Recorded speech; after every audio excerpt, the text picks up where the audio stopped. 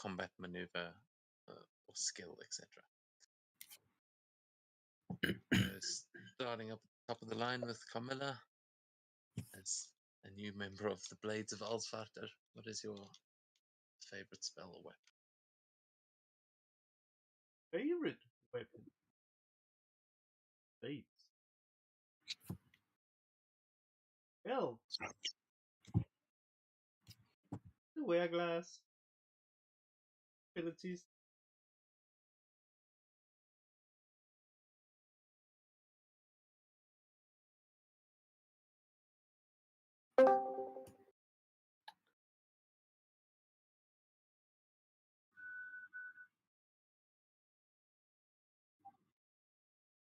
Yeah, Venya?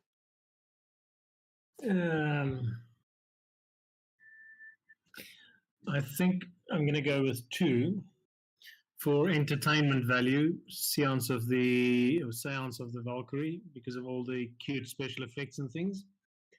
But for pure fuckery with opponents, it has to be Silvery Barbs.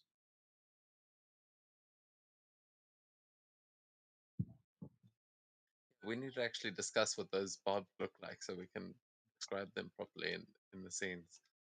Sometimes I'm picturing it as like a silvery whip, and other times it could just be a little magical effect, but I think we need to establish what that actually looks like, because it's definitely come in useful.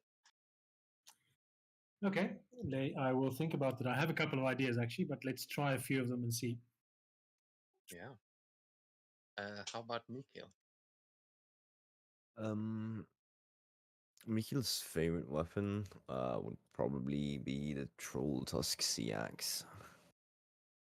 Although I do need to start using the other one I crafted.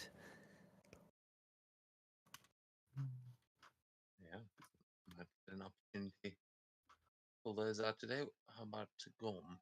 If he's here, he looks deafened. So. Yeah, we'll get Ursula for now. Gorm gets back. So I might be biased because this is also my personal favorite, but I think her favorite would be the Thunderous Haymaker. It's just really fun. Like, who doesn't want to be able to punt like a truck? Also, very intimidating, like jump right into the battle type of spell, Yeah, no, definitely a surprise when someone throws that at you. I'm not sure where Gorm is, but have either of you got a recap for us? As has been a little while.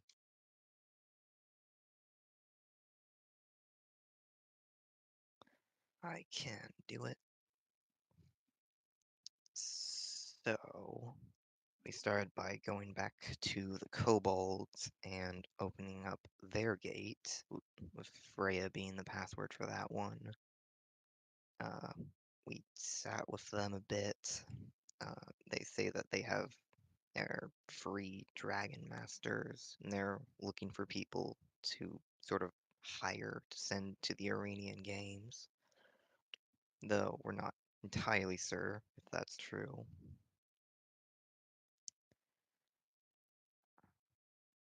Yeah, and then we go and repair and open the last gate, that one being Odin. And now that all 3 of them are open, they seem to have like fully activated now. As we step through that one, we all receive a vision from what it seems to be Gorm's Eye in Valhalla. We see Odin and Aegir talking to each other. We can't actually hear them, but we can make out some of what they're saying. Aegir seems to be wanting to replace someone, though Odin isn't sure if that's the wisest idea, but Svenja is also able to bolster our communication and tell them that we can hear. Then Odin draws some runes in the air, telling us, "Stay in Midgard, warriors. We will be there for you soon." And the vision ends. We went back to the Freya Gate and were in the Feywild for either a couple minutes or an hour, depending on who you ask. While Gorm also went to the Aegir Gate and received another visit of Ailson. And that's about all we did there. We went back home, and someone was sick from the tar again, but Ingrid was able to cure her easily enough. So we thought we might check that out, and we also thought we would try and go find the elf because he was seeming sick. Then next morning, we go and check out the mounts, with me buying the axolotl, Carmilla buying an owlbear, Yormund buying the maybe Pegasus or maybe unicorn, and Svenja buying the hippogriff.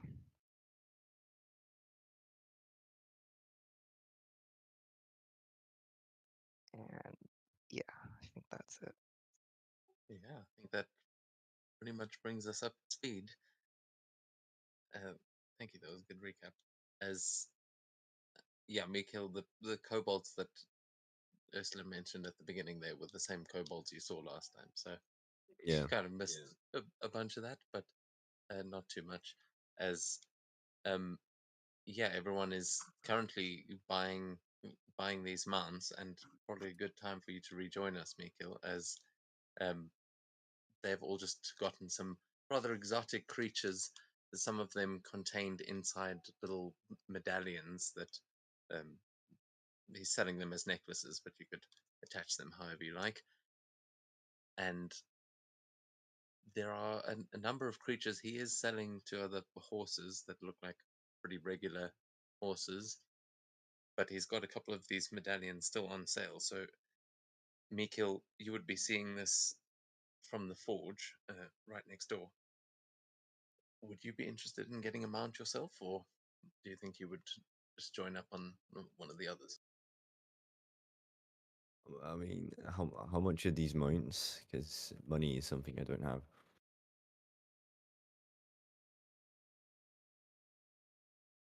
Yeah, we did That's a good calculate the question. money, and you should have a lot of money. I should. Oh, did we split it up? If we split everything, you have around 2,600 gold. Oh, If we sell all the gems and everything. Yeah, and So I you've have also to- actually been working, so you should have some money. huh. But I Right. don't remember what he was charging for these things. The normal horses you can last probably time. check, but the exotic ones, that's a bit more complex. Oh yeah, those I were seem to regular. recall the nightmare or something. 5 or 7. Yeah, that was the most expensive one. I'm just yeah, let me just try and find those notes again. But he's got some pretty weird and wonderful things on sale there.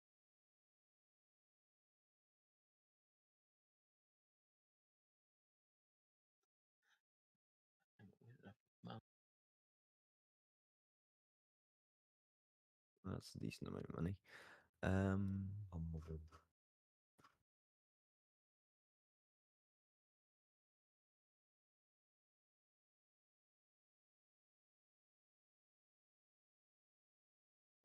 Oh yeah, and you guys have got names.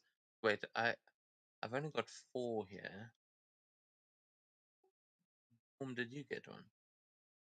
I didn't get any mount. Oh, okay. What I was missing.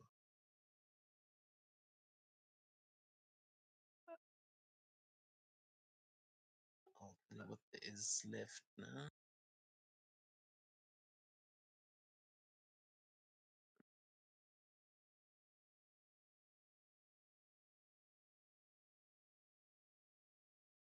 There is like the weird abyssal crab.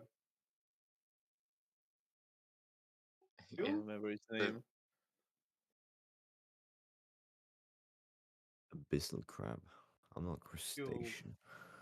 It costs the most. Like, of money.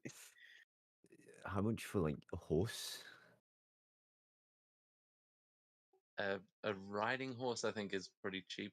That's can you bring those up again, Jerry? I think it's like 75 gold, though. He has got um a war horse as well that is a little bit sturdy. And He is saddlebags also for selling. I think the only other things he's got left, he's got a juvenile purple worm. He's got a bullet, a chul. He's got the nightmare, a giant toad, and a basilisk. And the I'll horse. just take a war horse. Yeah, war horse, fine. So that's 400 GP. 400 gold. That one, Cool. fairly normal one. You'll see that Yormund also got a horse, but it is supposedly a unicorn, though it's like quite a good-looking stallion. Of course, I haven't prepared your one. Yeah, I'll pull that over now. Yeah, we'll just have to get an image.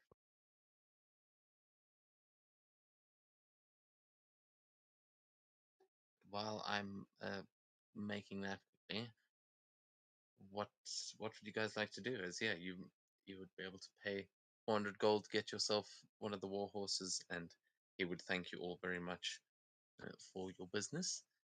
He's made quite a pretty penny here today. It seems he's had a good day in town. This guy's not from town, but yeah, the market is bustling.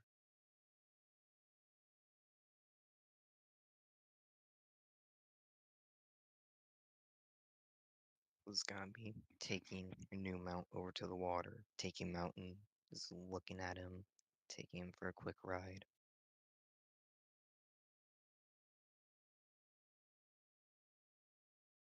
It might be massive when he shows up. Well, he's pretty big actually.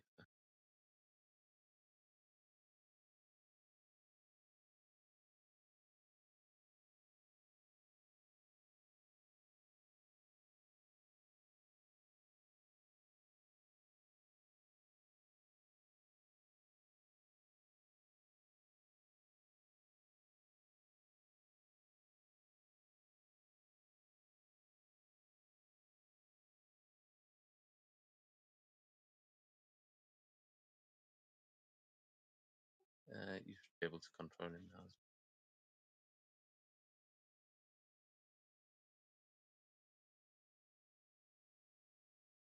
It's sick and laggy. Yeah, sorry, it's going a little bit slow for me as well. But yeah, you guys you've got your mounts. As have any of you got names for them yet, or anyone doing anything to greet your new mounts? I will call my owlbear Kitty.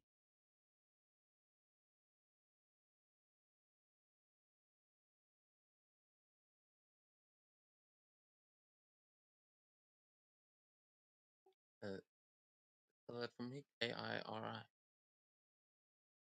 Yes?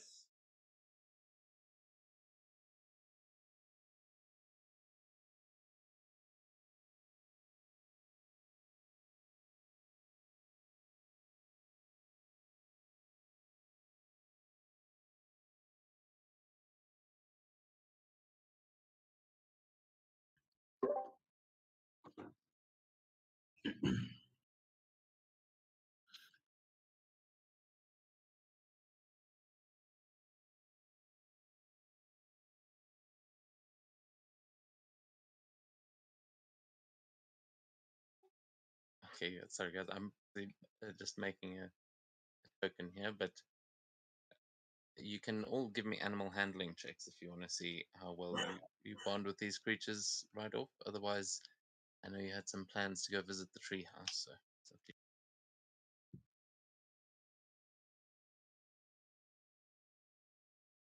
Let's do.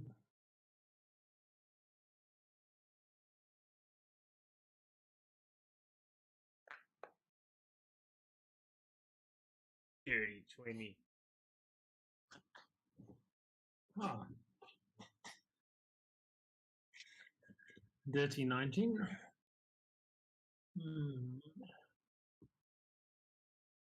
Yeah, you guys will both have these beaks nuzzling into you.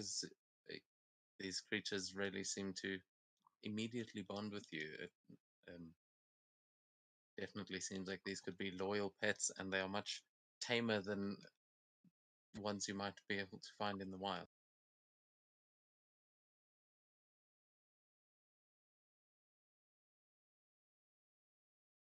Ursula has not been doing so good with animals so far.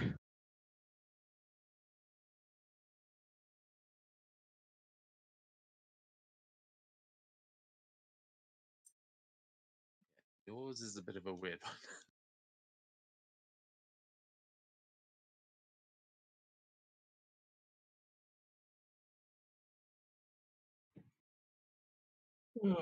Name is escaping me right now. You don't have to name it straight away. Maybe you need to ride it around first before you really know what its name should be. Yeah. So okay. So what are we doing? I think Svenja would sort of go a little bit away from the market and, knowing a little bit about hippogriffs, be cautious about releasing it. So they're a little bit skittish. So she would summon it from the necklace and kind of just walk around it and admire it, stroke it, try and work out if it's a his or a her, and I guess eventually come to the conclusion that it's probably a her. And try and I think she wouldn't be trying to put on the saddle right now. She'd just be trying to get the beast comfortable with being around her and following her around. Maybe put the leash on the reins, not the leash, the reins, to see how she responds to that.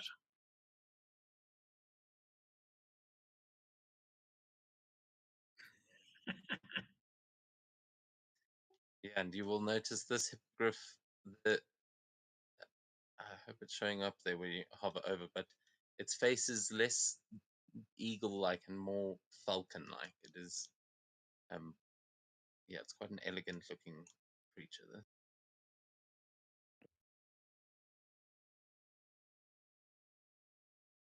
Okay, let me see if I Oh, can. Token is backward. Don't worry about it. Yeah. Ah. Hmm.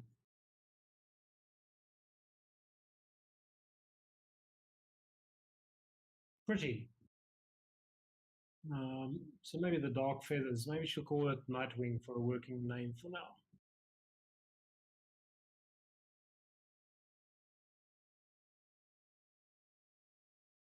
Nightwing. Yeah.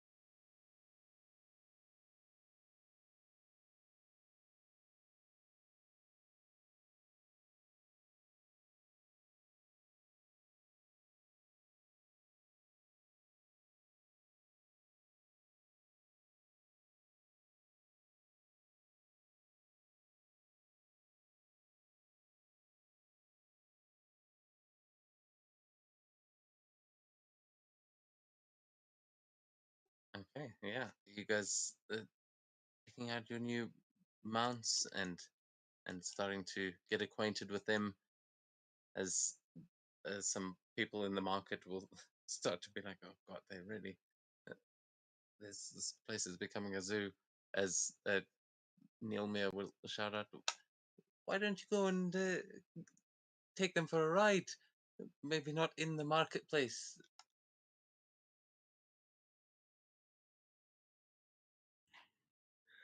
So I guess if Svenja is feeling cheeky, if she picks up that the place is becoming a zoo, she just point to the Jarl's son's companions and say, "It has always been one, hasn't it?" He's feeling chirpy today. You see Sven at the um at the smiths just like trying to shoo the owlbear away as it's just like rubbing up against Carmilla and seems to be quite inquisitive. He goes, I think I'm inclined to agree. See how far they can take you, huh? I mean, how far away from here they can take us? Yeah. Okay. Yeah. Why not? Let's put the saddle on and try and do a sort of a riding and maybe a flying thing. This is going to be interesting learning how to do this. Okay, so let me see if I can move the token. Oh, wait. Freaking touchpad. Come, little tokeny thingy.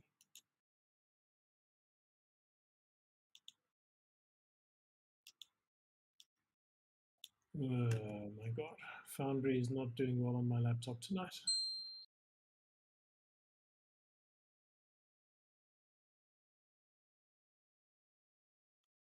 Yeah, I mean these tokens are also massive for this map, so scale might be a little bit off, but yeah, are you guys mounting up and riding out then?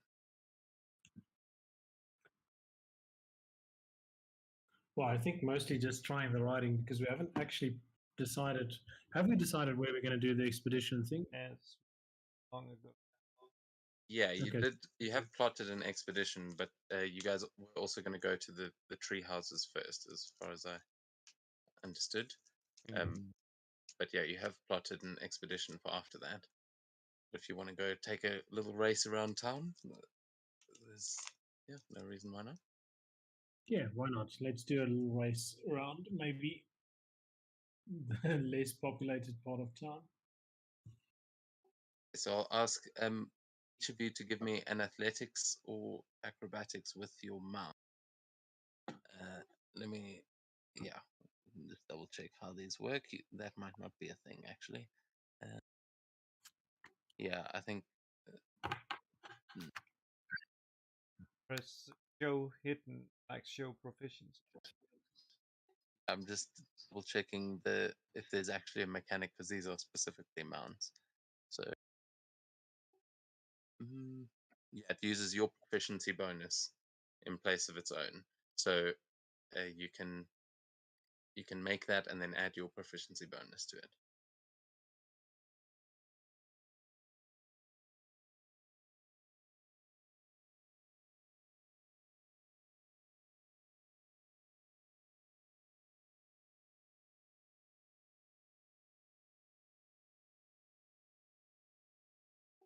And I'm sure as kids remember there is a route to go from the marketplace up through the um, sort of residential area, past Odier's house, over the bridge, past the long house, over the bridge, back to the statue, would be the general race route.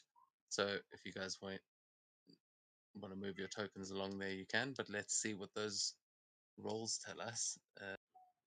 I'm seeing the owlbear, definitely a lumbering beast. It's quite hard to ride. This is much wider than an elk.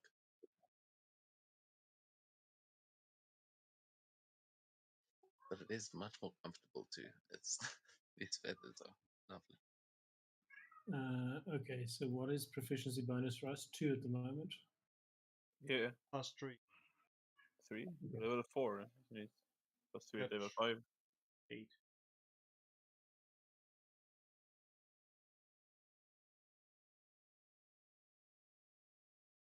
Oh, okay. Nightwing and the owlbear and the hippogriff neck on neck as you guys are both. You hear the thumping of the hooves as this hippogriff is not quite taking flight, but is actually racing along. though you'll see it's wanting to take off. Who's racing with them?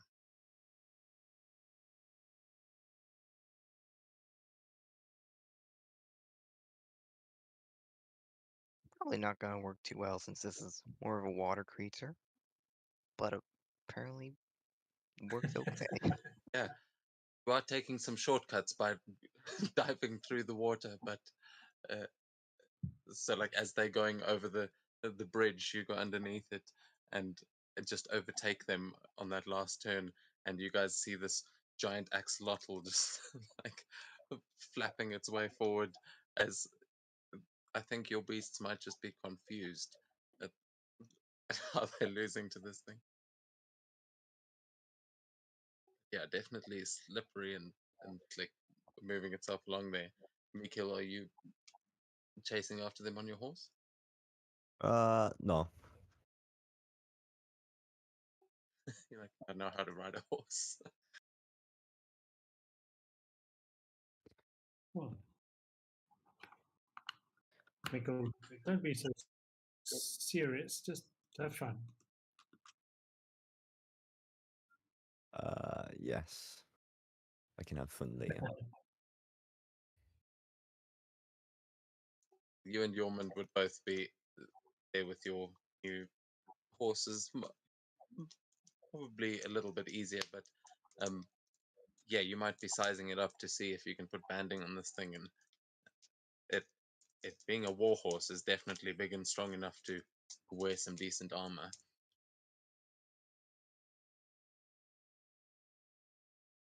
You also did find some horseshoes on your last little expedition, which you, being the blacksmith, would be the person that would know how to apply those. And you ain't putting horseshoes on the owlbear. Maybe the hippogriff, but the others not so much.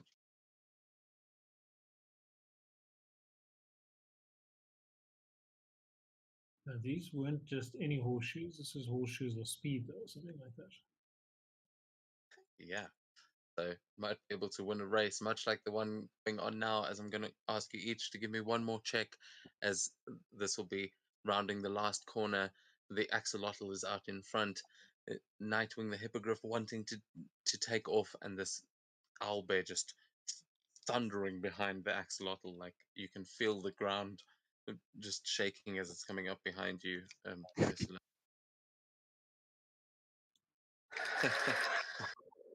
Someone clearly did something.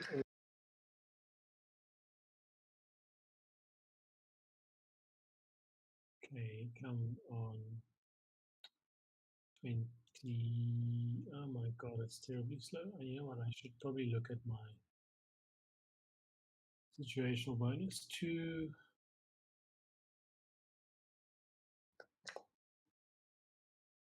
I don't know why it rolls as advantage, but let's go with 19. Okay, so as the owlbear is just like gaining on this axolotl, it definitely gets the message, and you'll feel those scales just frill up around as this um the axolotl dives for that last turn again through the river and just launching itself out the other side as this thing picks up speed, mainly to get away from the owlbear that is chasing over the bridge behind it. Uh, Svenja, you will see the hippogriff just can't take this running anymore and takes off into the air, surprising you at first as you aren't sure how to handle it, but it very quickly becomes evident that this thing knows what it's doing, and you fly over the owlbear, just overtaking it as the axolotl rounds the corner of the statue, and it is Ursula first, uh, Svenja second, and um, Camilla third. As Camilla, you get the impression this thing might not be able to go as fast, but it's definitely the size that might be doing it. This thing is huge. But yeah, you guys have started to get a pretty good hang of this, and I will actually mount you to that this one. Yeah, sorry, did for that. But in future reference, when you want to get onto your mount, you can just shift, like click your own token, then shift click the other token and right click, say mount up this little horse.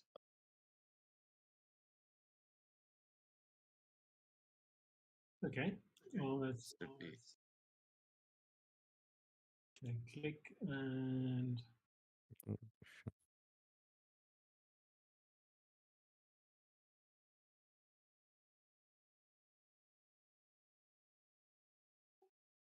yeah. Oh, there you go. No, so next time Yeah, I'll do make that before I want to ride on it, so that make sure that you click yourself and then What right the click the fuck? beast. Otherwise, the owlbear rides you. Come on, man! Like that's extra training. Get to the end, it's like, okay, my turn. You're right.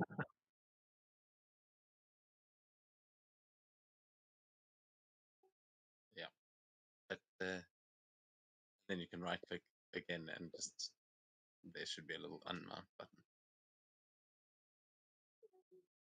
Yeah, with that, you guys complete your race, and the yeah, the day is young. What do you guys like to do?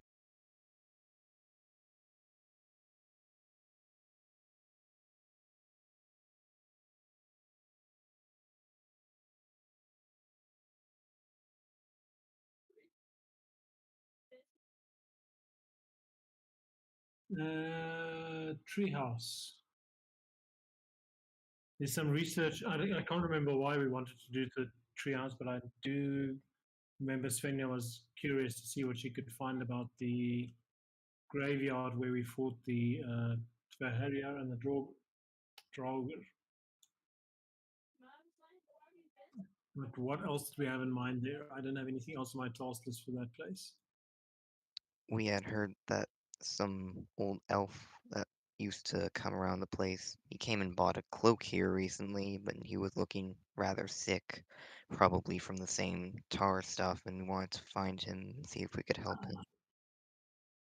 God, this just needs inspiration for note taking and memory.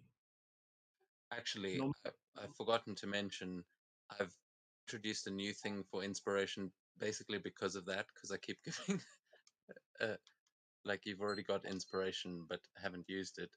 So you will Hero notice points. in the journals there are a bunch of new ways to use inspiration, and if you get inspiration and you already have it, the inspiration goes into a party inspiration pool, which other people can draw out of.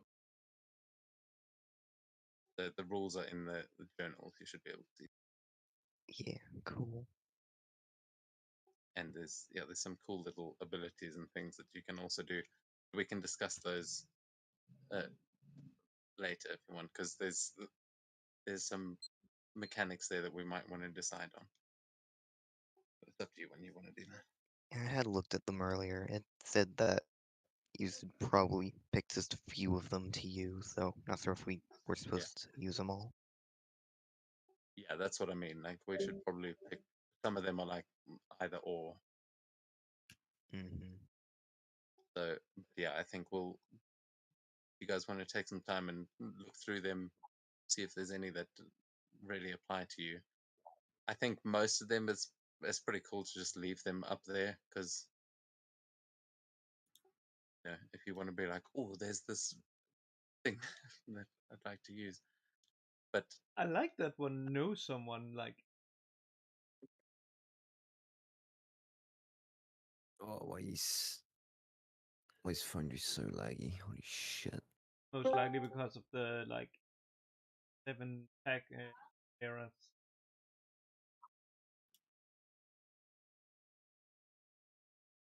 the what? What laggy? Foundry. Foundry's I been really bad for all of us, I think. Yeah, that might be the Forge. Actually, it's been pretty rough, but hopefully it also might be the map. There's a lot of stuff going on Ugh. here. Yeah, if you guys want to head let's see. I'll try and change the map. See if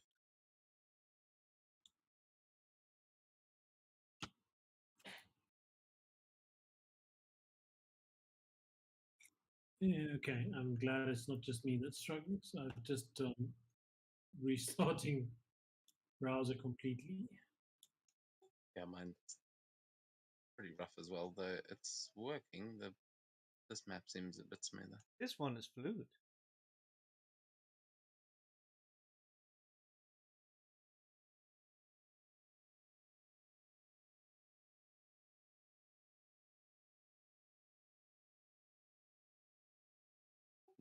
Weird. Apple. Everything. Like the fluttering of weird mounts all over the map. That's what's.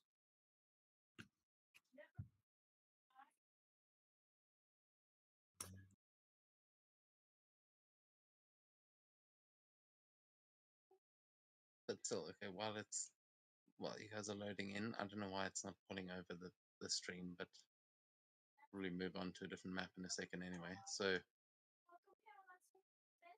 what are you guys doing? Not hearing much. I think we're going to the tree houses. 3. And how are you getting there? Are you going through the big tree, or the sky tree? I'd assume so. Okay, well, I can't assume. You guys have got to tell me what you want to do. We If I just gonna assume meet you finished the game. go to the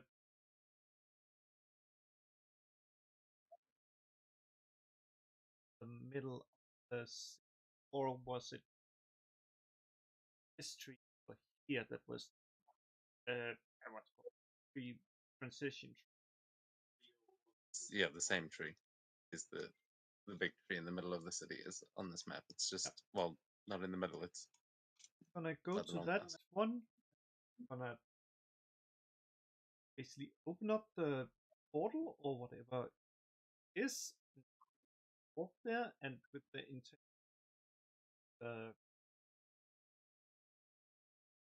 treehouse. Yeah. So this is kind of weird. I guess this necklace with the hippogriff is like weird. Feels weird to sort of put her back in the necklace, but that's how it works, right? We've got a command word that makes her come out and makes her go back in again. Yeah, exactly. We'll say that that is sort of attached to the mount. That like the necklace disappears. Oh no, I guess, yeah, just is stored in the necklace. I just don't know if I should make a separate item for that. But yeah, it's up to you what the command word is.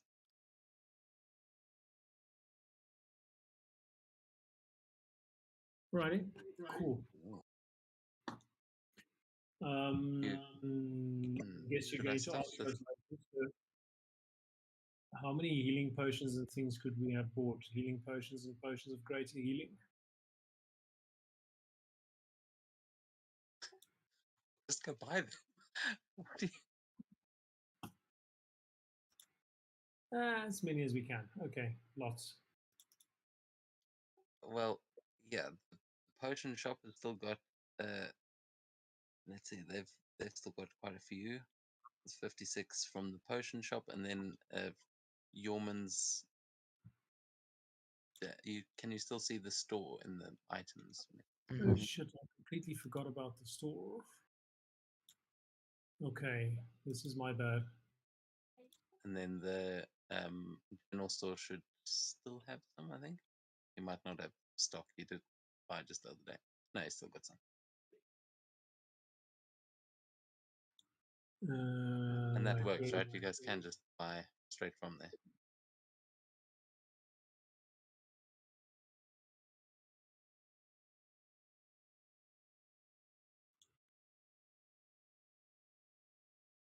Otherwise, you can go into your equipment list and, I mean, on your character sheet, you can open the equipment store there and just tell me what it is you're trying to get.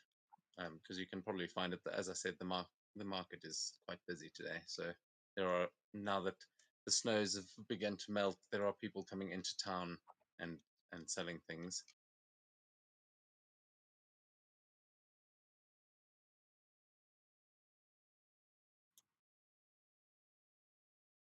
Yeah. Okay. Oh, Foundry, you're killing me. Can you? You guys want me to try restart the server? Because everyone's having problems, but Good for me. It's been okay since you switched apps for me. Yeah. okay, I think it's a laptop for me. The laptop is notoriously bad. Okay, so there's 2 potions of healing as far as I can see in the potion shop. If you don't mind putting or buying them for me. Inventory. Where is the store button here? yeah, there's 3 little dots at the top. You may have to widen your character sheet to see them. If you think from the potion shop, I think there's a little plus sign that you can press, isn't there? I think we tried that before and didn't really work. I I don't. tried and it didn't work. Okay. That is It's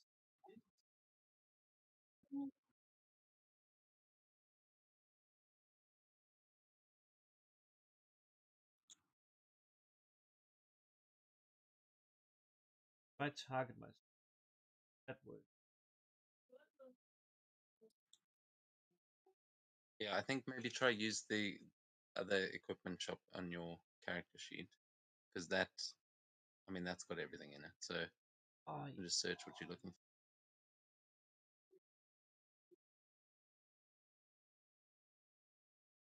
yeah, that.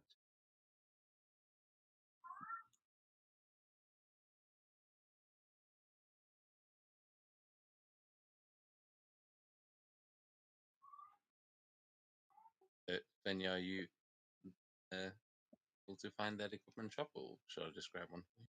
I am getting there. Okay.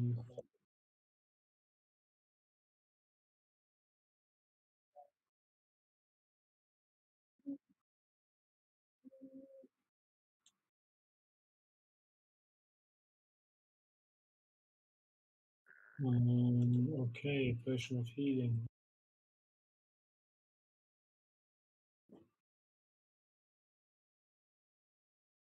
Okay. So if it allows me to buy 4 in that equipment shop, it means that there is 4 available, I'm assuming. I'm not going to worry about that. Yeah. Works. Yeah.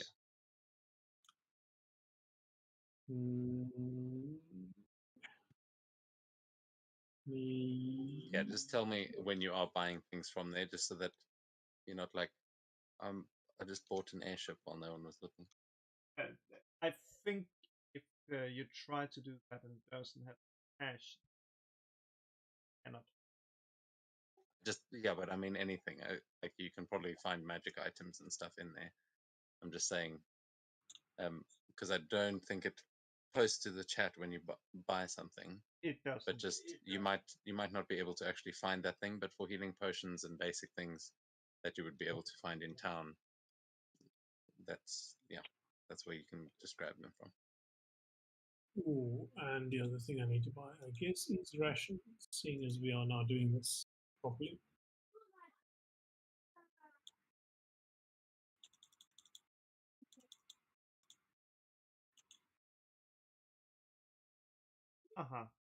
You try to purchase a expensive gives you a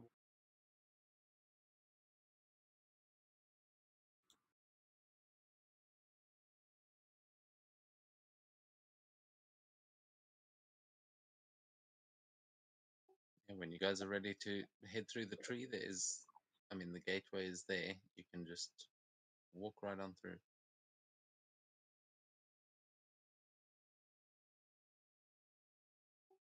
Assuming you can see.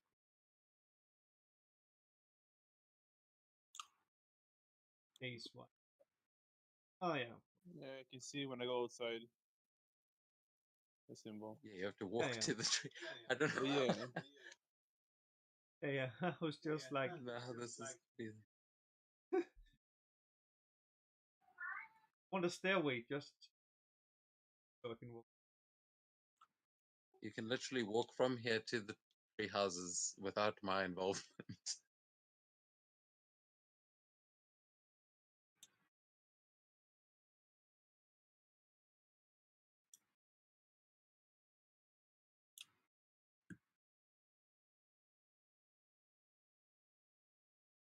Yeah, try not to go too many maps ahead. Let's wait for everyone to get there so we can switch the stream over as well. Yeah.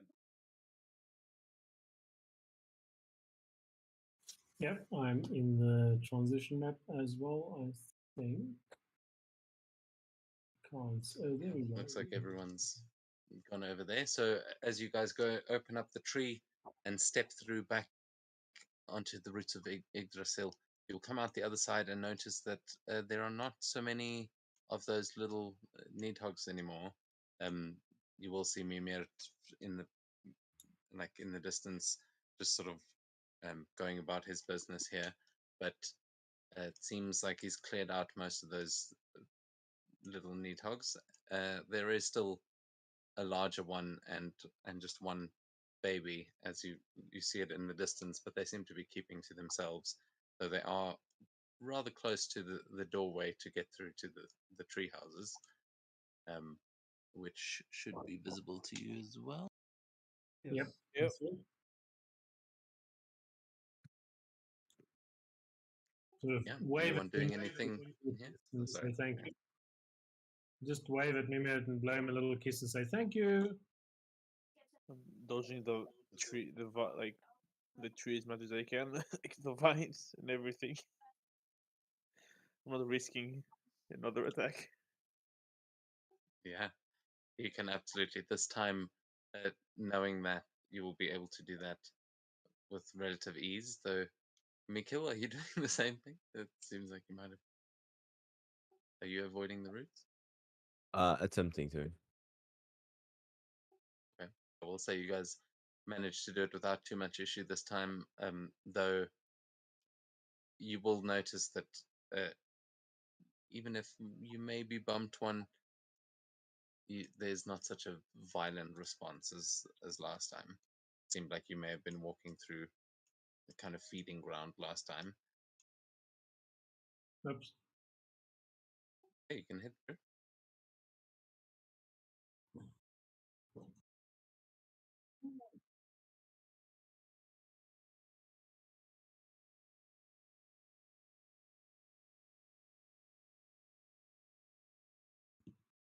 Yeah, and you will arrive back at the tree houses, which also seem much calmer now. You hear some voices coming from the tavern, but much happier than the last time you were here. And yeah, some of you have been here again since the last time, but you know your way around. Um, the library is down on the bottom right, and the tavern down at the bottom left. It's up to you where you want to head.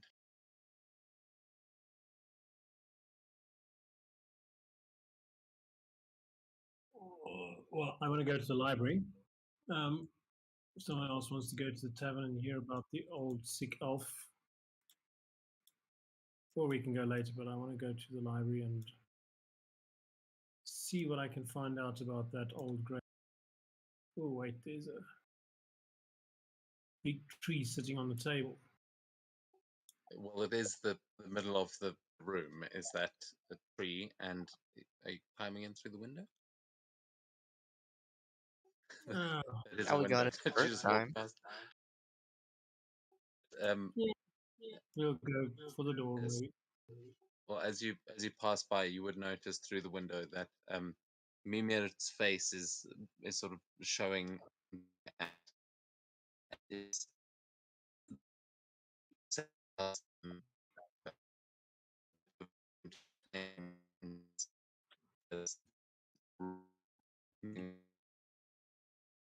It's only lagging for me. Breaking up Yeah, really bad. I Yeah. couldn't hear the last several things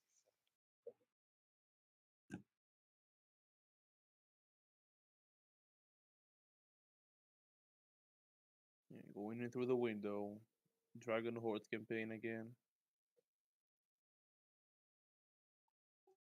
Okay, can you guys hear me? Yeah. said. Yeah. Yes. Mimir and Clarifa are playing dragon chess over there. The pillar in the middle of the room is the tree that Mimir is. His roots are just coming out like a hand to play chess with her as they are in conversation.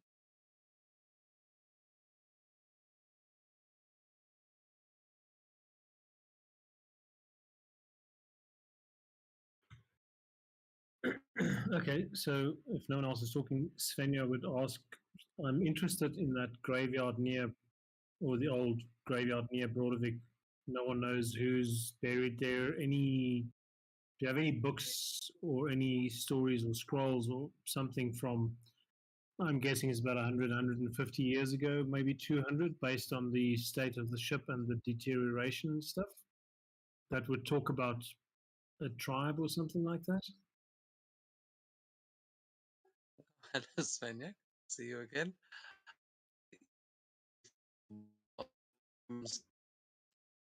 Next to you, I don't know. I'm getting very, very laggy reception here. Yeah. It's cutting out again. 1 second.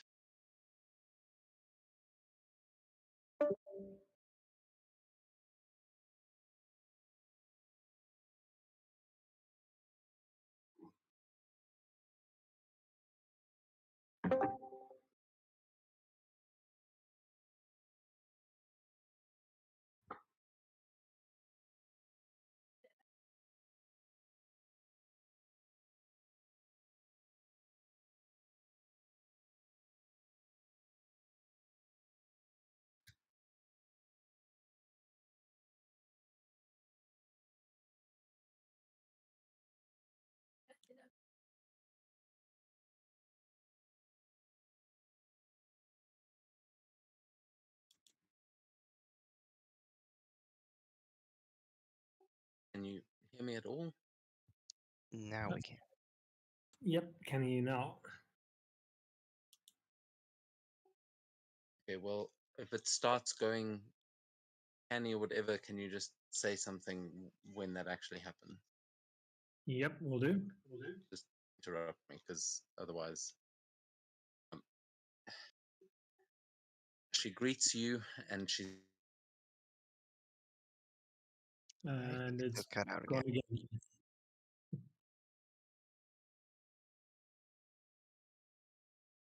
Yeah, gone again.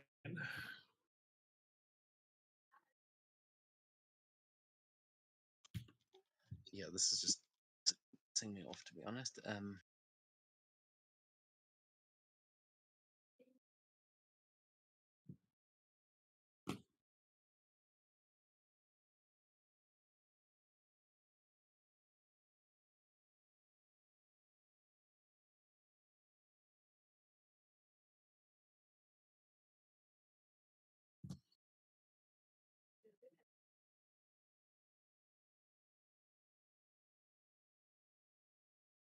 Yeah, guys, I don't know what the problem is.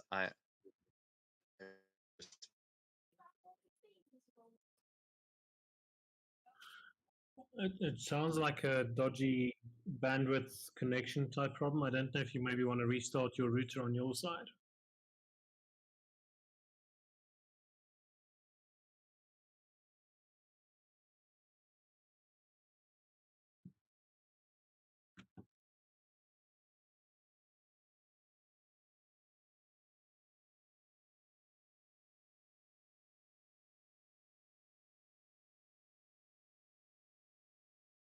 Can you confirm that you heard me say, "Give me a second"? We didn't, but we heard you asking to confirm that we heard you. So,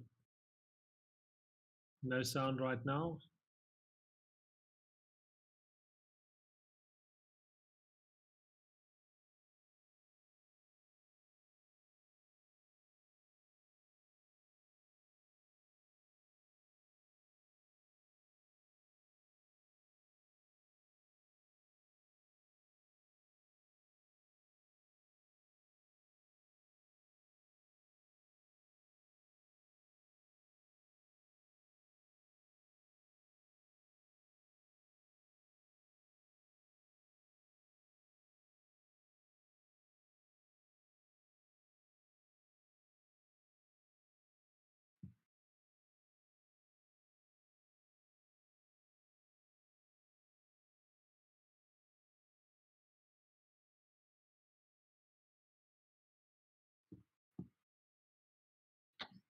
Okay. Feedback, Devon. We can't hear you if you're talking to us.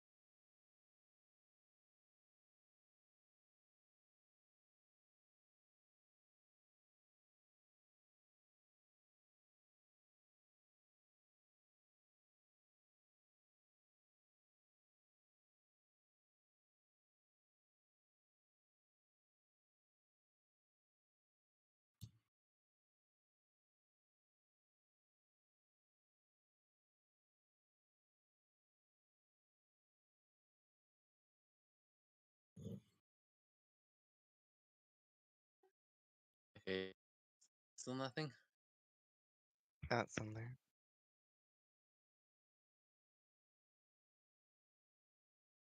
Right, you were back there for one sentence.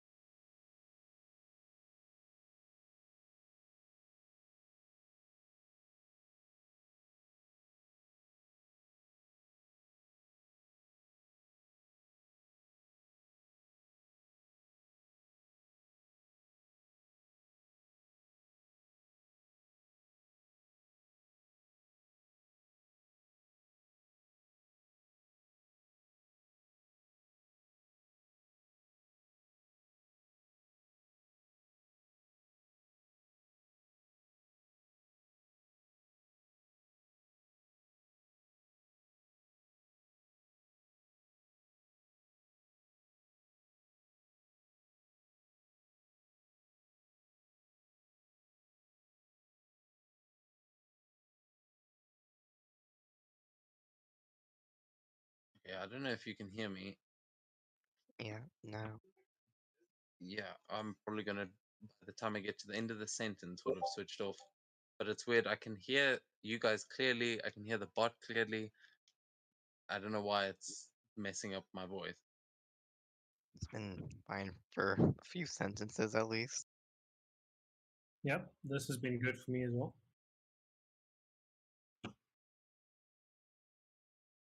You running some VPN or something, Devon?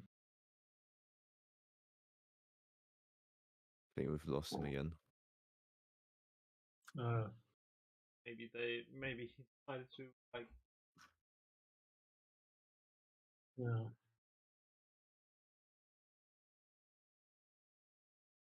Yeah, my ping is at sort of 270, 280, which is fairly typical gaming European-based servers.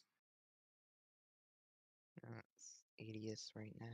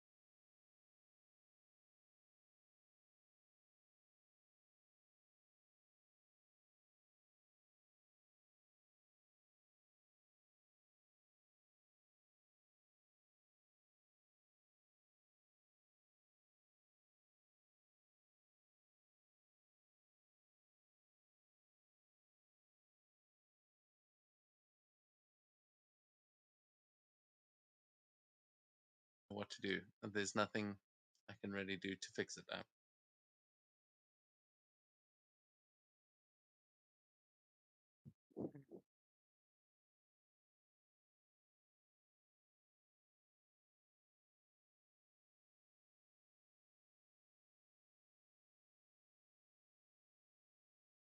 Okay, so I heard what to do, nothing that you can do to fix it up. I'm guessing you saying stuck. You've done the restart, the computer restart, the router, everything, right?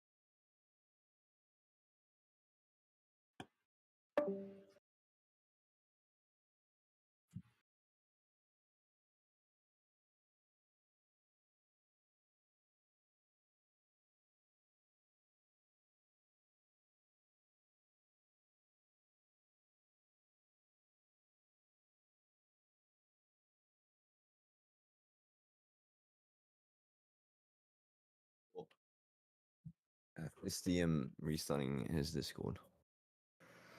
Who knows? Yeah, you didn't Yep. say anything. You can only assume. Let's Either. hope that fixes it. Either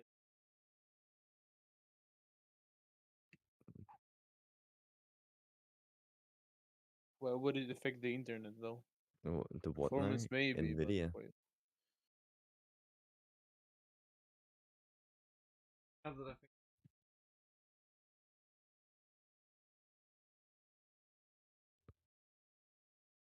I, I don't think Discord has a lot of it, or rather, Nvidia graphics card have a lot of impact on your internet connection, nor Discord for that matter. Unless you're using GPU acceleration, Discord.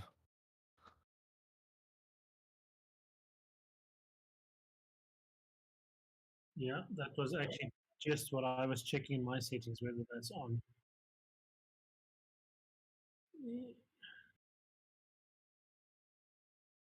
factoring else, I use hardware acceleration and I don't have any issues.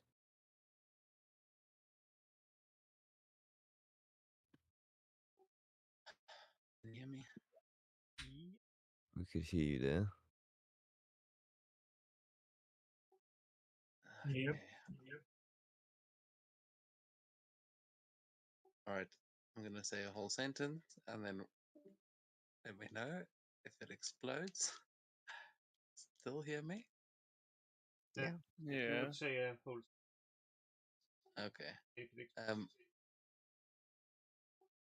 But I seem to have exploded Benya by speaking. Amazing. Incredible. One issue after another. Svenja is just in Discord.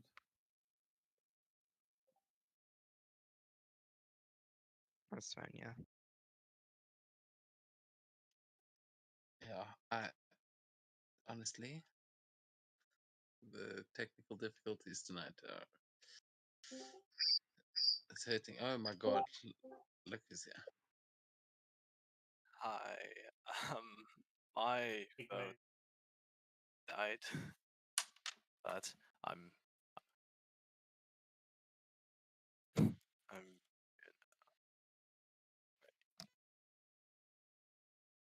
Yeah, what? I keep hearing I'm. Tell me my internet's not dying again. It's not you. It's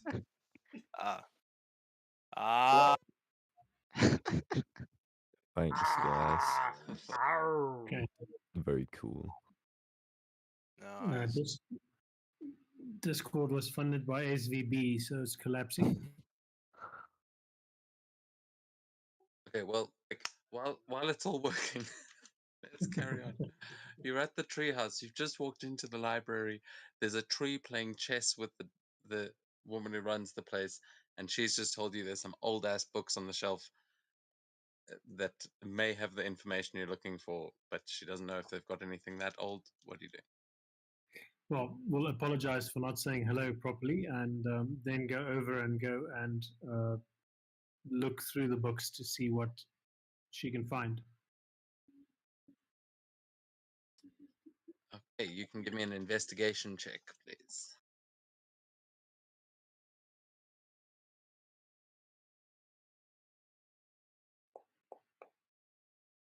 Uh, 22. Brilliant. You find the saga about the founders of Braudevik, and as you go through this, you read that is where they were buried. That structure that you saw was their dragon ship that they sailed and used to raid on, and the sorry, what's the other part?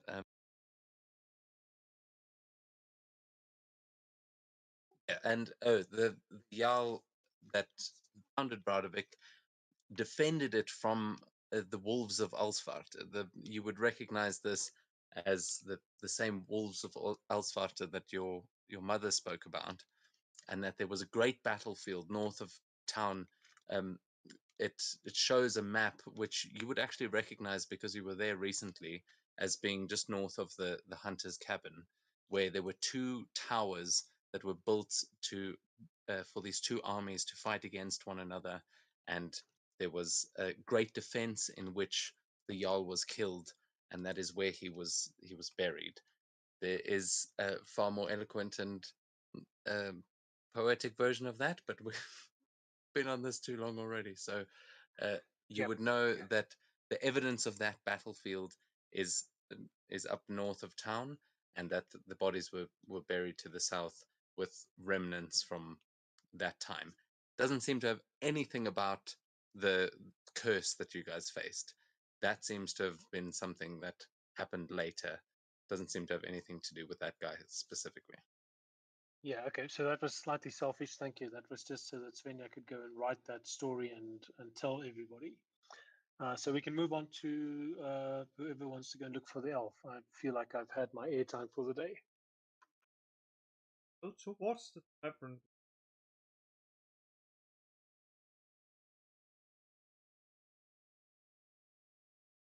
So you're heading back to Radovik. Is that all you were looking for? No, the tavern here. At the tavern here. Oh, yeah. Yeah, no. That would be. Well, Yeah, I was gonna say. Um, well, I'm still loading into the maps. As you start making your way back, you will see one of the hammocks hanging between the trees. You will see a very excited little face pop up as you see the kid that you met last time, and when he sees you, he squeals with excitement, starts climbing over the trees to run up to you and greet you. Um, he seems very happy that his heroes are back in town. Ursel will chuckle. Hey, Attack, you've been doing good? Uh-huh. We've been doing great. Grumpy old fart's been kind of mean still, but uh, other than that, he like he looks around and he says, "Oh, I found an old book that uh, said it could teach magic for beginners. I, I've been trying to learn." Oh, wow, I hope you do well on that. Glasses Okay, says, so "Thanks." Ursula, that doesn't sound a little bit sinister? Nah. Nah. Okay. Because I keep forgetting all the arcane symbols, but I'm sure I'll get it eventually. Maybe I'll be able to cast spells like you. He seems kind of nervous but excited at the same time. Okay, so Svenja would say to me, if you want to, I can have a look at it and see if I can help you a little bit. She does want to examine the book for malicious shit. Yeah, you can absolutely help him. He'll pull out the book that he seems to have wiped from the library, and you can give me an Arcana or Religion check.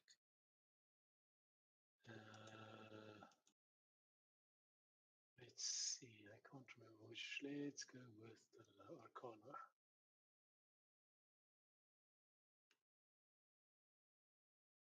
Yeah, 24. Okay, yeah, with the 24, you would recognize this is essentially the equivalent of a spell scroll, not a full book. You would notice that it is a cantrip, and it is a firebolt cantrip that he is trying to learn.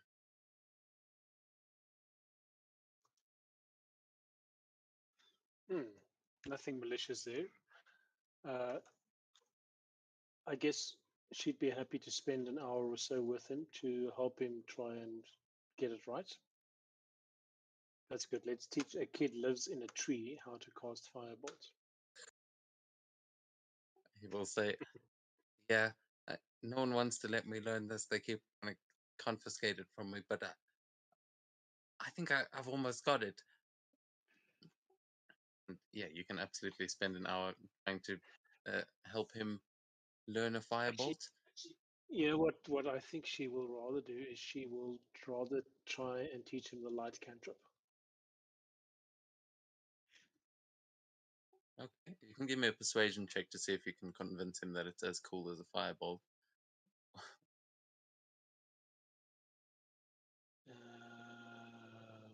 Persuasion. Yeah, 14. He'll kind of eye you up, like, "Are you sure?" Yeah, look, I think if you can show that you can teach this cantrip, then Larifa might be willing to teach you some other cantrips, which is kind of nifty. But maybe first you need to show that you can do magic and that you can be trusted with magic. Okay. He will reluctantly agree. I hope I'm not breaking up again. No, you're clear. It's the but. So yeah, he will reluctantly agree, and yeah, you'll start teaching him the basics of a light cantrip.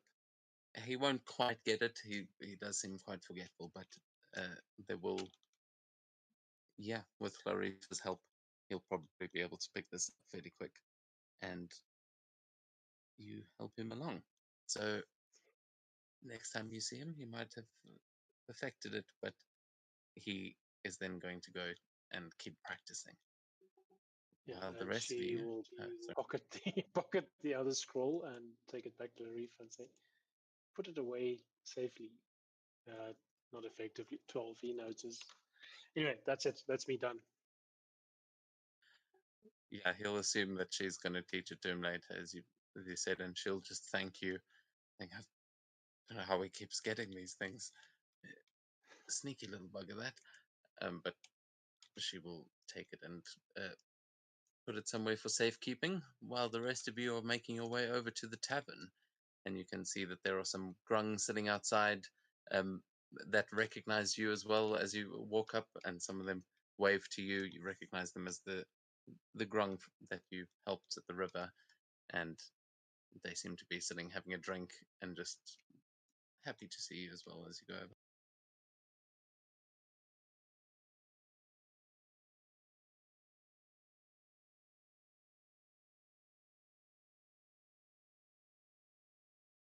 Up to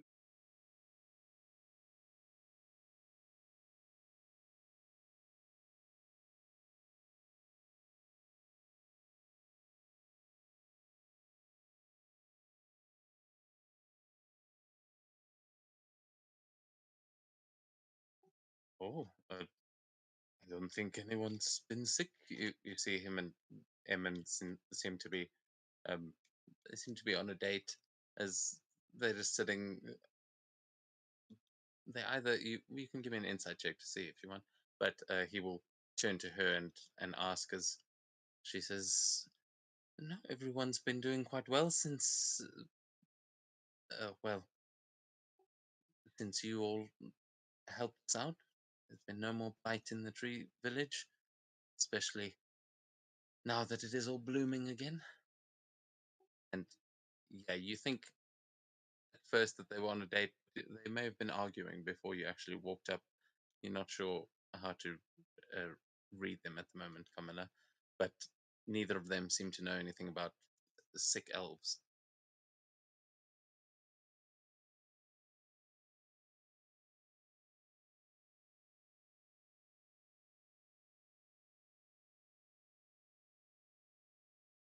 oh yeah, drinks.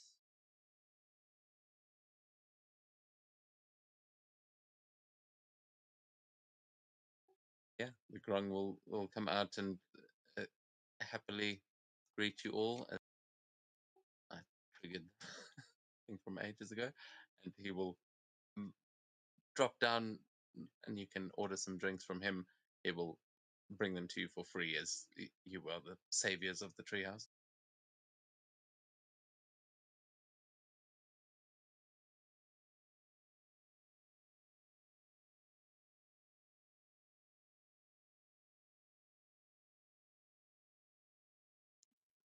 Ask for a drink too and say, hey, there, we've heard that there used to be an elf around here that taught some things. Does anyone around here remember anyone like that? We heard that he might have gotten in some trouble recently. Emin will seem a little bit interested at this and say that you should teach some things. I mean, fair few elves come through here. Haven't seen any sick ones, but what was the old teacher's name? And they will start thinking as I double check my notes. But um, yeah, is there any other information that you're trying to give to them? I don't think we have any other. I'm checking my notes.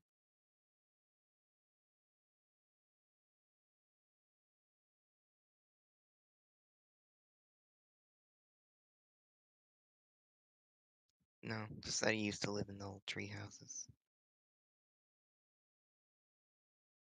Yeah, you can.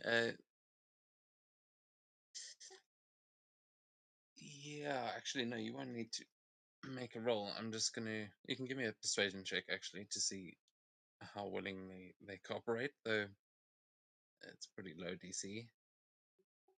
So, Ah, I don't know where I put these.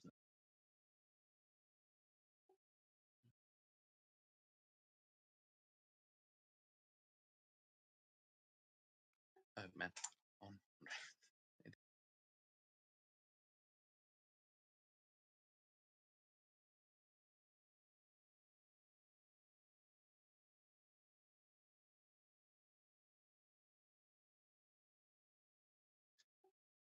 Oh yes, Al Hazir. That he was kind of an eccentric one, but he used to work up in the observatory upstairs. I think he had a bit of a falling out with the others. We didn't really know much about him, but you could speak to uh, Hulun or Ye. They should be in the greenhouse. They would have known him personally, but I mean, we only knew him briefly when we were kids. It kind of creeped me out, to be honest. I see. Well, thank you. I'll go ask them. And thanks for the drink, too. Little Grung will chirp at you in Grung, but keeps on serving. Is anyone else doing anything there at the tavern before you follow Ursula? Come back after.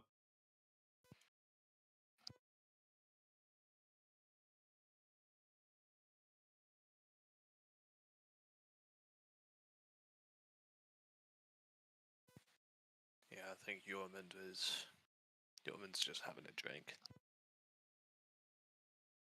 Oh yeah, Yormund, you're probably not on the map. No, I'm still loading in as well.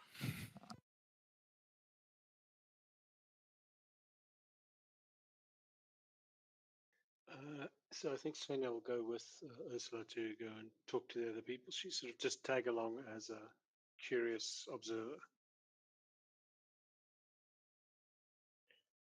Okay. Yeah, you guys head over to the greenhouse. You can see that there are two people in there working. Some of the druids that you met before.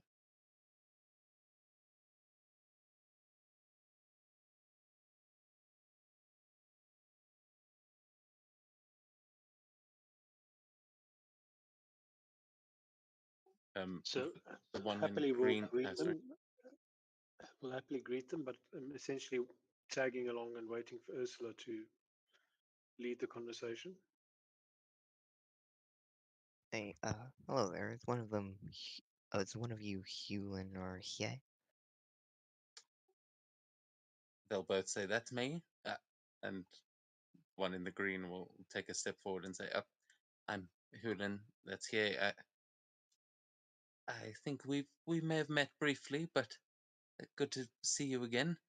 I hope Yeah, this place is looking a little better than last you left it."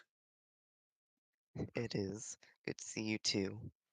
We were here because we were worried about that old elf that used to live here. Al Hazir, I think. We were told that you might know who he is. The other one will just scoff and say, "Oh yeah, we remember Al Hazir. Dude went mad." And the other woman says, "Well, yes, he became a little obsessive. We had to ask him to leave. It wasn't pretty business, but it was for the best of the tree houses." That's unfortunate. Do you know where he went to? I would imagine somewhere down the coast. He had become quite obsessed with a sea creature he called the Kraken. Uh, he started worshipping it over the old gods, and I would imagine he just kept seeking it. As the other one says, I hope he wandered off into the sea looking for it. It's good riddance, if you ask me. I see.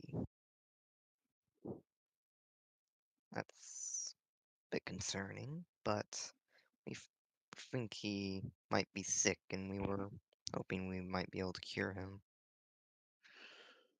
Well, I mean, I'm just thinking out loud here, but one of the fishermen said that this is So this black poison is the Kraken coming, and if this old elf was obsessed and worshipping with the Kraken, he might actually be the cause of this poison, not the victim of it. That is true. Be able to say, I don't think the kind of sickness he has can be cured. The sickness of the mind, you know. Well, one cure could be to help him on his way to Valhalla or wherever he's destined to go. But okay, so you say you think he went down the coast. I'm assuming east or west or south or something like that. Does he come around here every now and then, or has he been seen, or that was the last time? He came into Bradovik once for buying a new cloak, and his skin was dark, and he looked quite sick. So that's why we're trying to trace him. He was exiled from the tree houses. We actually wondered if the Decapus that had shown up here may have been his doing, but he was never very much of well, never had much of a green thumb. I think wherever he ended up is closer to the water.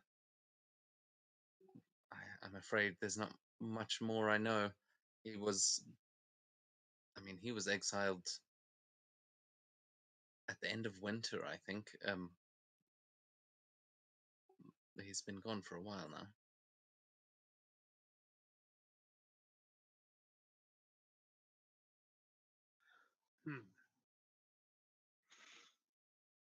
Would you have anything that he may have left behind and the ability to do some sort of scrying spell for us? We may be able to find something he's left behind, but scrying, little beyond my capability. And yeah, he will also just say, I'm afraid beyond mine as well, though perhaps Lady Helfra would, whatever her name is, can help. Arifa. Actually, even she's probably not. Yeah, this is not really our kind of thing. If they are in the trees, we may be able to find them. But as we said, he's probably closer to the seas. Yeah, so okay, as a player, I'm trying to remember if there was some sort of scrying thing going on in the observatory where we could see Rifa fighting the other creatures when we were here last time. But okay, Yeah, that you were sounds looking great. through the gem. That gem seems to connect to the gem upstairs, but they are closely connected. It's not long distance.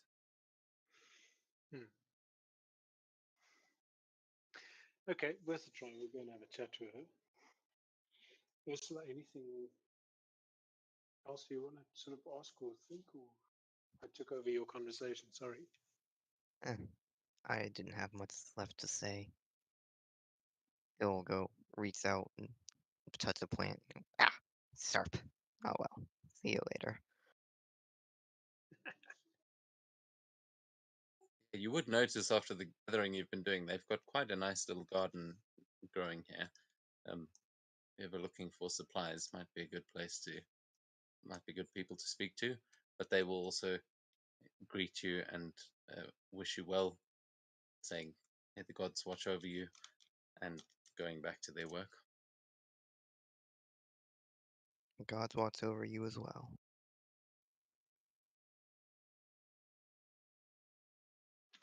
Yeah, indeed. So, sort of just, I guess, sort of love what you're doing. That the cleaning up looks awesome. She might smell a flower or two on the way out, but let's go and see what Larifa can tell us.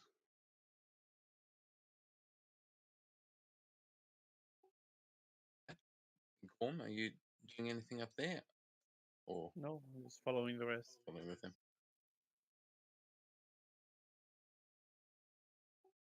as you approach the library, you'll hear her sort of exclaiming as she seems to have lost the game of chess. She says, "Well, Mimir, you've won again. Well done. It's not like you've got ancient knowledge or anything." And he says, "Oh, you know it's more fair than that. Oh, Svenja, good to see you. Uh, what can we help you with?"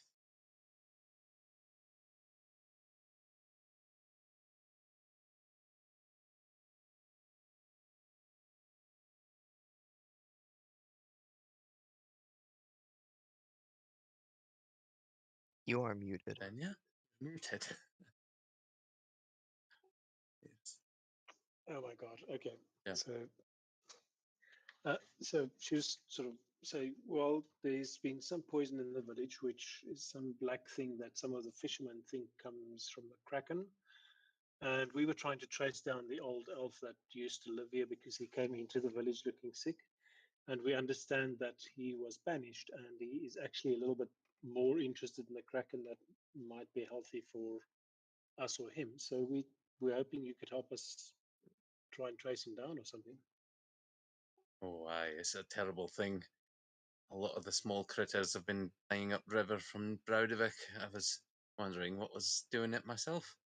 And Clarifa will say, I mean, doesn't sound too far from something that he might do. We kicked him out because he kept trying to uh, grow things here. Sticky, I don't know, it was disgusting, like an ink. But I don't know where he's gone since then. I'm afraid once we kicked him out, we cut communications. I would imagine he's quite possibly living on the rivers or somewhere on the coast.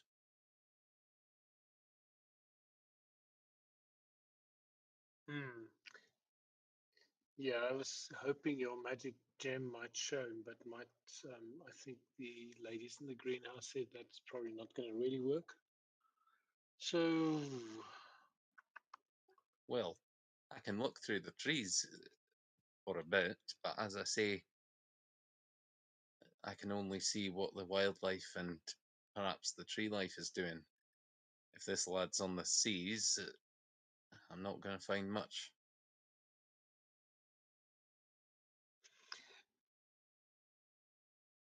well, we know there's Brodovik's been poisoned, and there was a guy that came in or a girl from one of the near other villages. So if the trees around there have recently seen him, it just narrows down where we start looking, I guess. And Well, I guess I don't know what a tree would consider recent either. Yeah. no, In no. the last 15 winters. I understand I'm dealing with you a lot. I'm not going to tell you about what's happened on the rivers 1,000 years ago, but the rivers up north from Browdivik, I can tell you, the creatures around there and the grass, the trees, everything's been suffering. I think if it's a poison you're looking for, that's probably your best bet. And I could point out where on a map if you like. Otherwise, it shouldn't be too hard to find. Just follow the trail of dead critters. Yeah, I think we went up to the hunter's shack there, and we found some barrels with black stuff. And I think I'm not sure if Gorm or Gorm, do you know the vial with the that we found? So we found the barrels, we found the poison. It looks like someone put it in. We're just trying to work out who and where. So yes, I don't know if the trail of dead critters will lead us there because some of this was before winter and all of the tracks have been. Wait, unless your dead critters is more recent than our stuff that's now kind of a bit older. Maybe we should Well, I go can look tell you through. right now, there are dead things lying out there as we speak. I mean, if there is something poisoning them, it's not just from winter.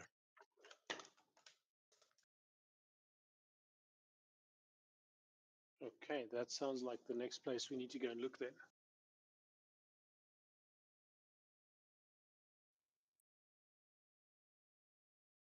I wish there was more I could do to help. I mean, we could give you some potions if you are looking to find him. Otherwise, I'm afraid, without being closer, there is not much I can do. Okay, that sounds interesting. So potions to help us find him. What sort of potions do you mean? Well, not to help you find him, but we have brewed a new batch of stamina potions since you were last here. If those would interest you. I'm afraid divination is not our strong suit here. Mimir would be better to help you with that. Well, I would love the stamina potions, but I'm worried that you guys also need them in the village. Since you cleared out the Decibus, we haven't faced more than the regular critters ourselves. I think we're fairly safe. Of course, we will have to charge you for them. Yeah. I would be entirely happy to buy a few, and I'm sure the others would as well. I'm So sure. how much were they? I'm sure we could give you a discount. Come, let us go to the tavern. I will orchestrate it. They usually go for 300, but I'm sure we can make a deal.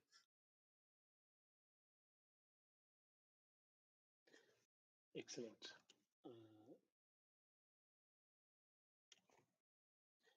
Is there anybody else? She'll also greet the rest of you as she makes her way past.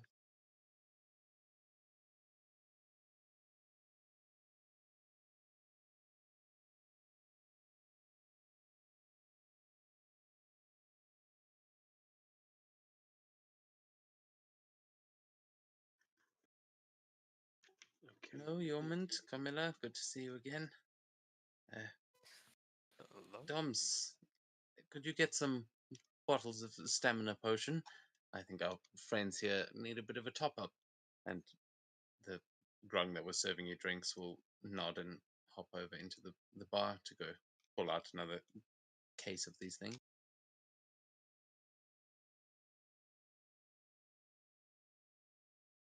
And yeah, with the two of them, they will orchestrate that you can get one of these for 200 instead of 300. They're giving you a full 100 gold off on these things.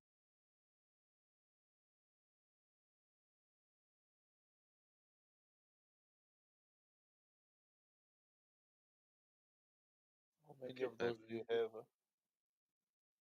Right? How many of those do you have? They've got 12 on sale here. I'll buy one.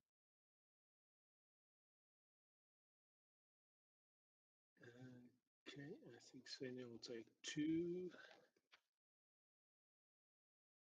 Running out of money quickly, so I've got to spend it before it's gone. Yeah, I'll also buy 2 of them.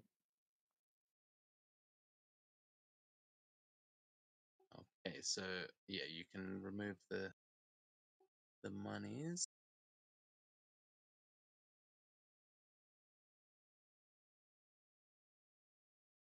Two for Svenja, 2 for Gorm, and 1 for us.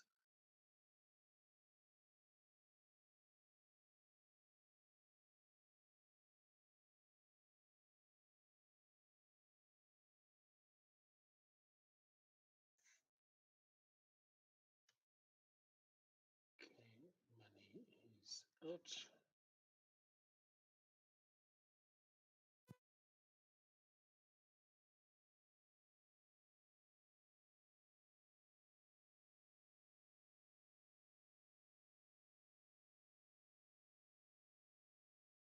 Okay, so you guys stock up on some of these stamina potions. Anyone else buying them?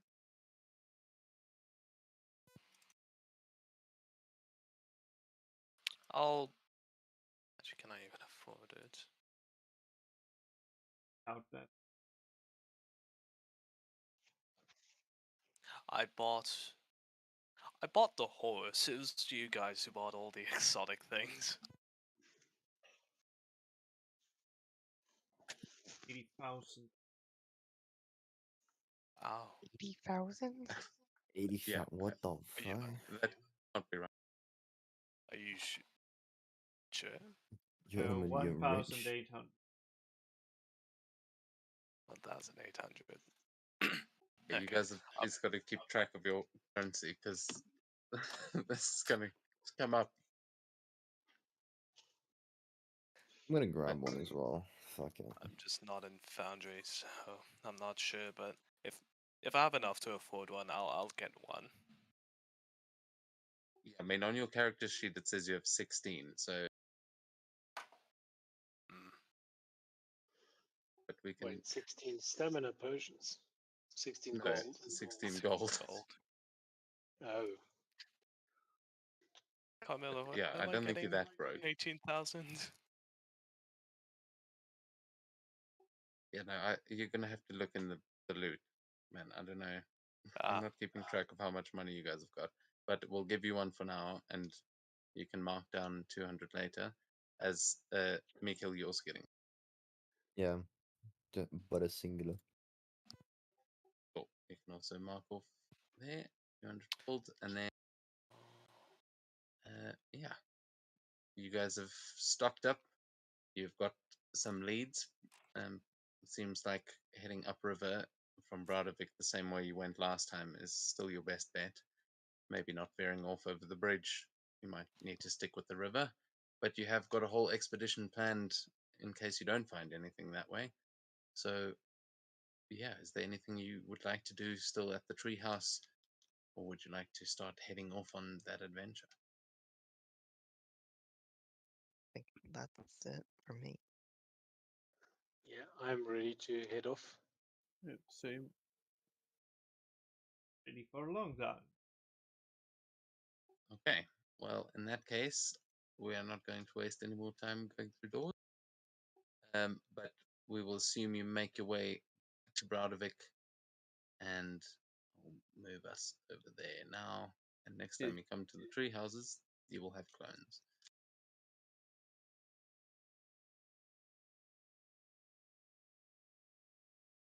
Oh, we're just going to go to the area map. So as you make your way back from the tree houses, you'll head back through Yggdrasil, back to Bradovik, and that is where you will see they have just actually finished creating or putting outside the front of the longhouse. You will see a big box that they've installed there, where as they see you arriving back, you will see the Jarl's wife waving to you and saying, "Oh, good, you're here. We have just installed the supply chest. When we have some things to help you on your journeys, people can put them here in the chest. And if you would like to store anything, it will work as well. And mechanically, I'm going to give you a folder. So if you want to dump anything back in Bradovik and not carry it on you, you can do that. Cool. Could probably put all the dragon parts and stuff in there. Please. yeah. It's heavy. Although technically I can't just ignore being encumbered because of my boots. So there's going to be a supply chest in the loot thing and a storage chest.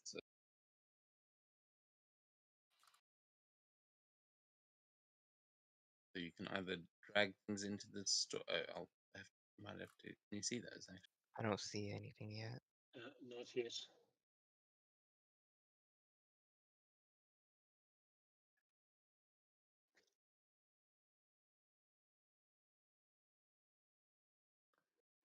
And a good place to store all these super heavy ogre blood vials, troll hearts, and crap like that. Yeah, so you should be able to drag them into that folder. Can you see them now? No. Huh? The loot folder. Yeah, In the I've loot, just there seen is all the the loot we found.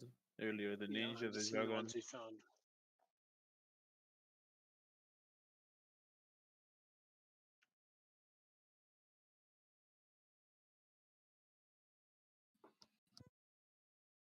I know. Should we be doing a refresh or something like that? No, I don't know why it's not showing up. Just do an escape. Maybe because there's nothing in it.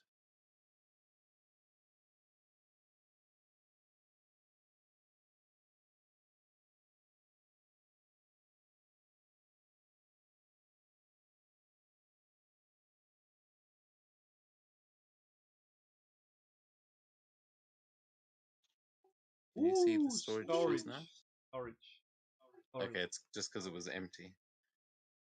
Okay, so yeah, the supply chest you'll see when there is stuff in it, but for now, I just moved the supplies in there. So if you want to add anything to the storage chest, you can add it. Let me know if it works dragging. Back permission. Yep.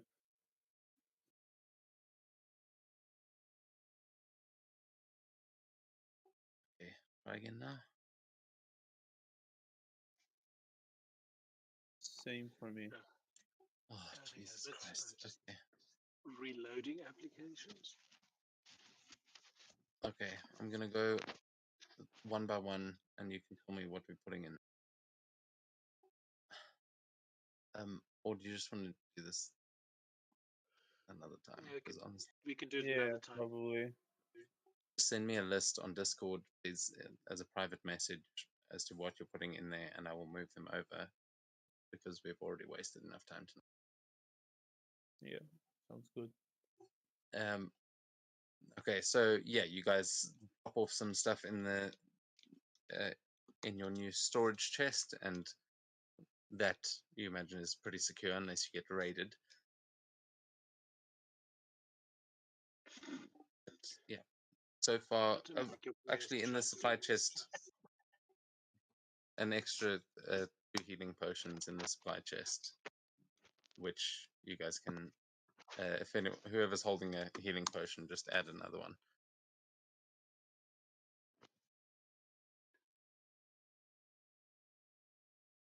Yeah, I'll add an extra one to me. Gorm's got one. Who's taking the other?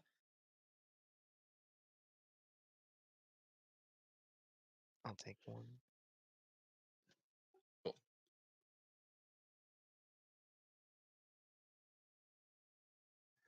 Yeah, I already have 5, so we should probably spread it around a little bit. Would be my third one.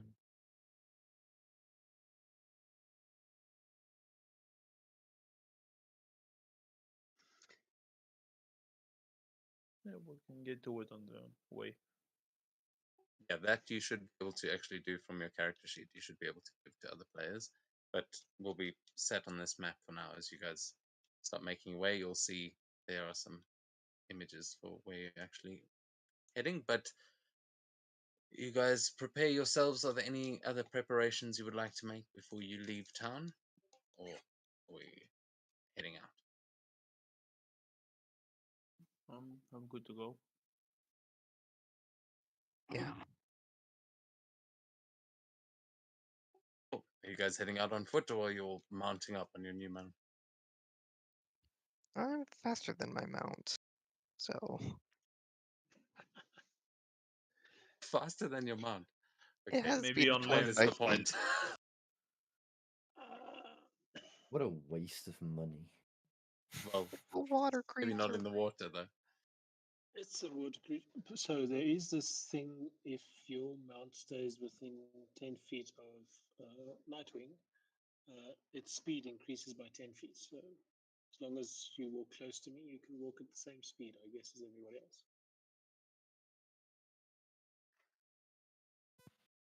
Oh, Well, that's a good rule to make you stay grounded.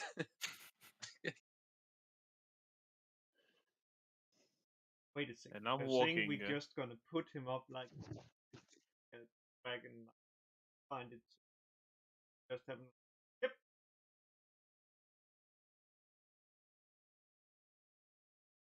I mean, that's No, I'm if you saying really if want to ride. If you can just hop on the back of a warhorse.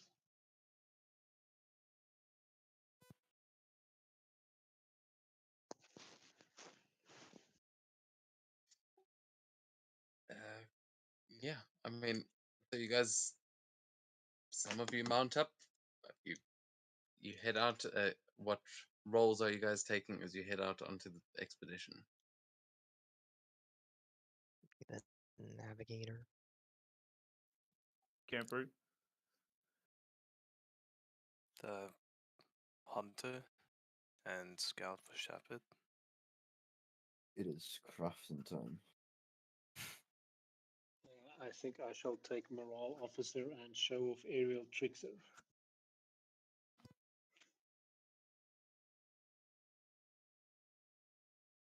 You had to know that when Svenja parkour and stuff, she's going to try and do barrel roll somersaults on the hippogriff pretty much 2 days after she got into the air. Not yeah, falling this off, thing, this is boring. and to be fair, I mean, this thing has got some falcon-like features. This will definitely be able to pull off some of those tricks. May take a while to bond with it properly, though. Carmela, are you what lookout then? Yeah, lookout. I I had to look up what it was because I was like, it was blank. Like, Oh, cool. But let's then get a navigation check from you, please, Ursula. As you, I assume. Mm. I mean, which way are you going? You tell me. Upriver towards the hunting cabin. Since I have proficiency with the navigation tools, does that give me advantage on the tech, or is still a normal one? You rate your proficiency. Yeah, your Bonus. proficiency bonus added on that, but you can roll it with the navigator's tools if you want.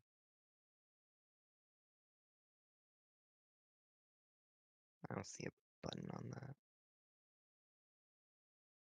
Oh, you You rolled. use the Hey. tools themselves. Hey, yeah, there we go. You definitely know how to follow a river by this point. Been up this way before, so yeah, you easily lead everyone up uh, and along the river. Seeing as, yeah, with that nat 20, you will make good time as well, as everyone is quite eager to test their new mounts, and you start making your way, pretty much getting to the hunting cabin in about. Let me actually double check how long this will take. What did that say? 5.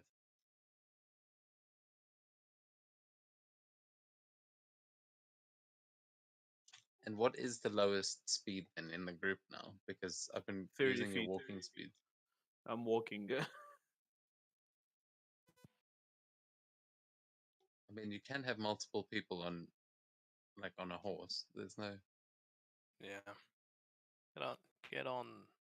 Yeah, I'll trust Yormund. He trained Shepherd. He'll control the horse. Two different animals, but I It's appreciate as close as we get here, willingness. my guy. And this is nothing closer at the moment. And I'm not getting on the same creature as Carmilla. Gorman is Yeah, getting that's an on the owl. owl van. Gonna eat owl. Gonna eat Gorman. Uh-huh. That's rather rude. Okay, so the warhorse runs 60 feet. Your unicorn also goes 60 feet. I can go 40 feet if I'm in the water. Okay, well, I mean, you are following a river, so if you want to go along the river, you totally can.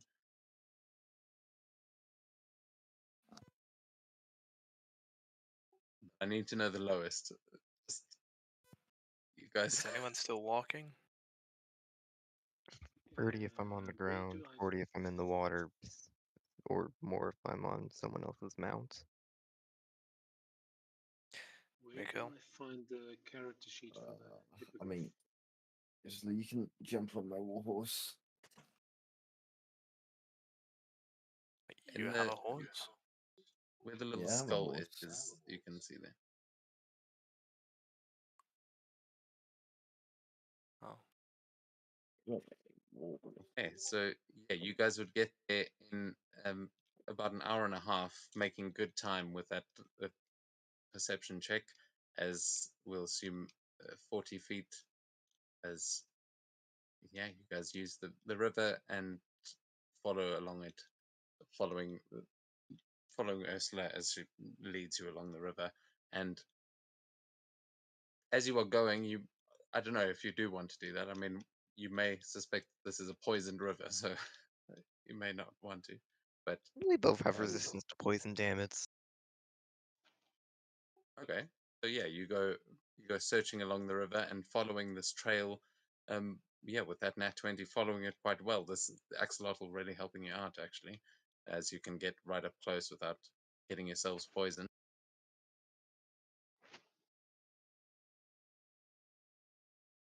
And you make your way up to the hunting cabin without any issue.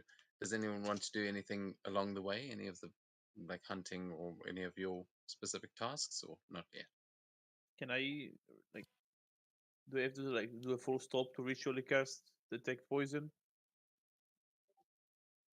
Just to see if we're on the right path, if there's still anything in the river Yeah, you'd while we're need to walking. take a 10-minute break, but you yeah, you could do that easily.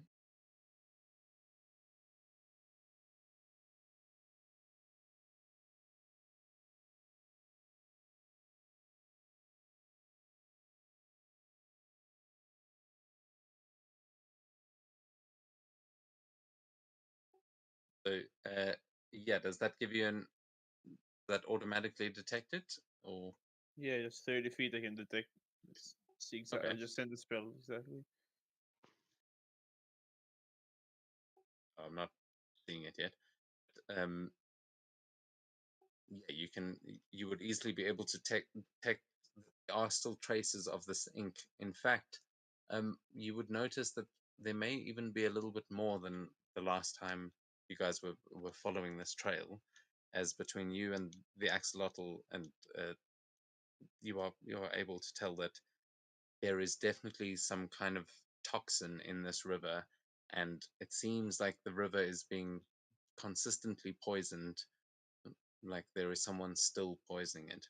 However, as you eventually make your way up to the hunting cabin, you will again come to that same spot where you found those broken barrels, and you'll find that nothing has changed since you were last here. With that detect poison and disease, you would be able to see that it actually goes a little bit further upriver from there, as um, it seems like there has been a fresh batch poured, perhaps even today. I'll just tell the party that the poison. This is not the origin of the poison. Maybe it was at some point, but not right now.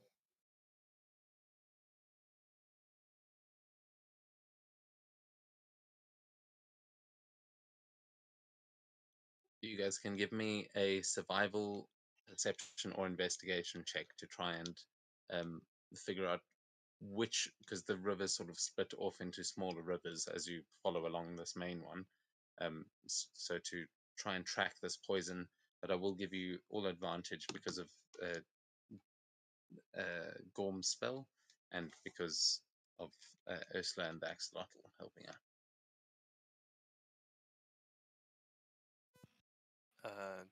Dirty 20 for survival. Okay, nice. What the heck? We live in. You could also use your mounts if you want to do that. But with those checks, yeah. So Gorm and oh no, that yeah. Gorm and Camilla, you guys would sort of find again that those barrels seem mostly destroyed, and that, as Gorm said, it it wasn't the source of the most recent poisoning. It seems like it's probably come from further upriver, where Ursula and her axolotl goes up, and Yormund and Shepherd start sniffing along the ground. Ursula taking the river, you taking the ground, and you will notice these little patches of blackened rocks, like this slick tar rock that leads off and veers into a nearby river. It seems to not follow along the main river itself, but this one little branch that leads not too far up. You would know it leads kind of towards the ruined towers. It's that one.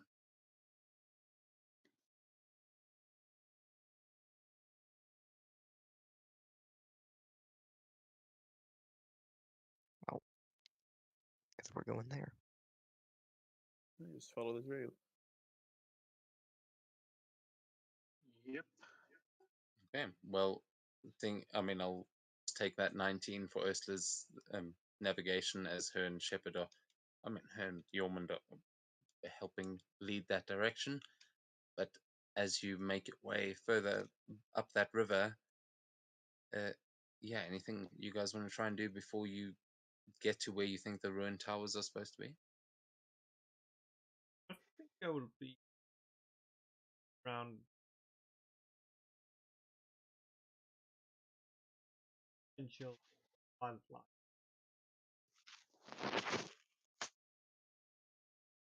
Yeah, please give me a perception or survival as well. And you will have advantage because you guys have been, you like actually actively tracking up this route. Ooh. Very nice. With a 23, as you start heading up this way, you will start to notice a couple of dead squirrels, a few dead rabbits. That you notice that there's quite a lot of wildlife that is just keeled over dead here. That it seems like the ecosystem has been damaged by whatever is being put into this river. And you get the impression that if this stuff is to make its way down to Broudevik, could be bad news. It definitely now, as you are getting up closer though, and you start following through this, just you don't see any living animals. You just see there are a couple of dead creatures along the side and a few fish that are just flopping along the side of the river. They seem to be covered in this black ichor. And with the 23, actually, you'll even notice that the little rabbits and things that have died have got this black ichor coming out of their eyes, and it seems like it is like definitely that is what killed them.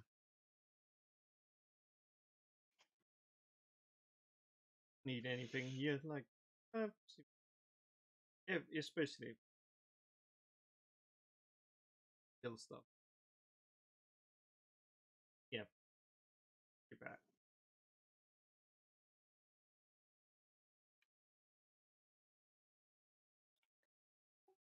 Make your way further upriver. I'm going to send a photo on Discord of what you see.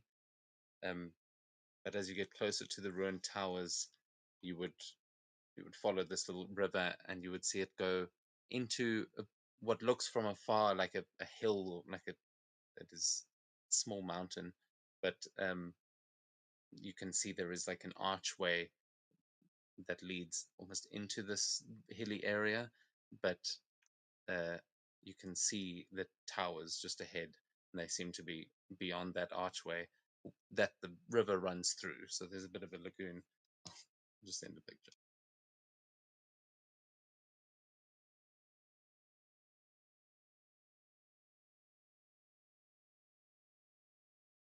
Not a perfect representation, but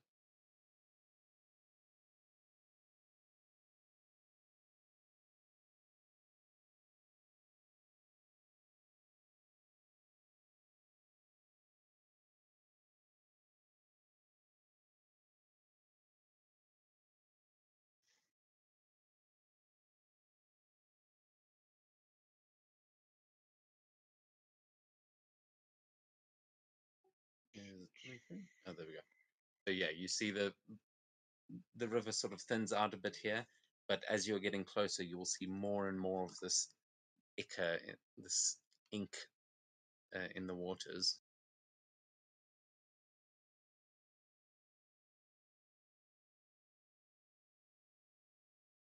As you arrive at the archway, you can see there is a sort of lagoon there that the river leads up further, and you can see that there are towers beyond it. But as you get up to this archway, is there anything you guys would like to do here, or are you heading to the towers? Any riddle on it? Give me an investigation or perception.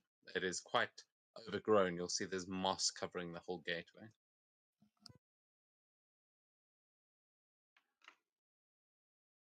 A whopping 14. As you try and clear some of it away, this one is quite a bit larger than the other things that you came up to. Why are those? Svenja No, was sorry. assist on that as well, with a 19. You start clearing it away, but where you are looking, it seems like it's either like weathered away where the riddles are written, or this is not actually one of those gates. With the 19, yeah, actually with the 19, you will notice that there are faint markings as you clear some of it away. It seems like this may have been one of those gates, but those markings are long gone. You can only make out maybe one word as you try and clear some of this moss away. Okay, battery's probably flat.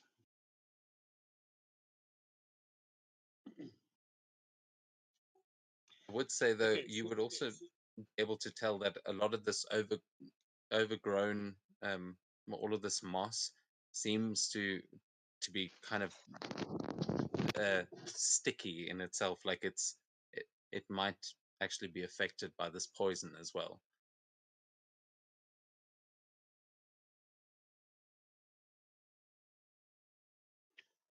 Okay, so the entire environment is possibly poisoned, and we're getting closer to the tower. So I don't know when we switch on go quiet and stealthy. Sorry, Ursula, you want to say something? I said gum. Okay.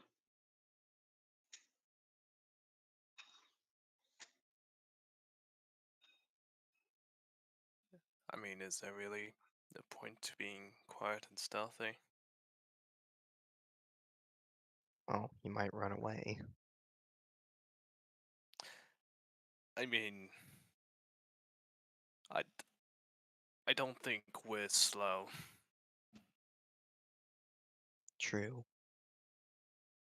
But it's always better to have the element of surprise, isn't it? Well, lead the way then. God knows I'm not gonna be able to do any stealth. There's a small lagoon that you're going to have to cross over to get to the actual towers. That's sort of what's on the other side of this archway. So that's another thing that I'm asking here is kind of how are you going to cross that little lagoon? And I'll swim right across it, I think.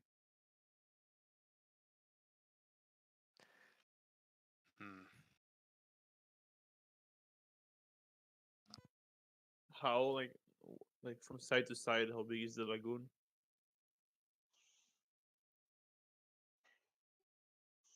Maybe 30 feet. Actually, I can tell you exactly.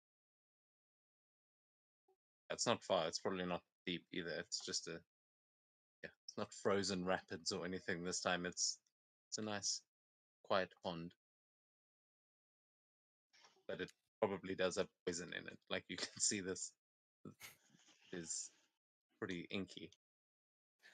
Yeah, probably just go around. Yeah. There is no way to go around. There's a archway. Is clearly looks like a hill from afar, but it's like a wall now. To get if you want to get to the towers, you'll have to go through there or go all the way like through the whole forest. Might take a couple minutes, but Kukavi could probably just ferry you across one at a time. was kind of wondering what sort of weight Hippogriff can carry as well in terms of ferrying people across. Well, assuming it's 30 feet, I'll attempt to cast Nature's Ladder again on the side and make a 20-foot bridge as far as it can go and just start running on it. Okay, you will see that there are two large stones in this, like boulders that are in this thing that you could probably reach within that 20 feet, giving you like an extra 10 feet to the shore if you want to try and reach out to one of those. Yeah, I'll angle it towards them so we can reach Okay. without jumping. Cool. So in that case, yeah, you've basically got a bridge, but enough to get you onto the next map. And anyone that wants to ride the axolotl, that is also an option. Svenja, your hippogriff would be, I can't remember the exact rules, but basically I think it's like 2 medium creatures or 1 medium and 2 small, but you don't have any small party members. So you can imagine just 2 people, the same as like a horse.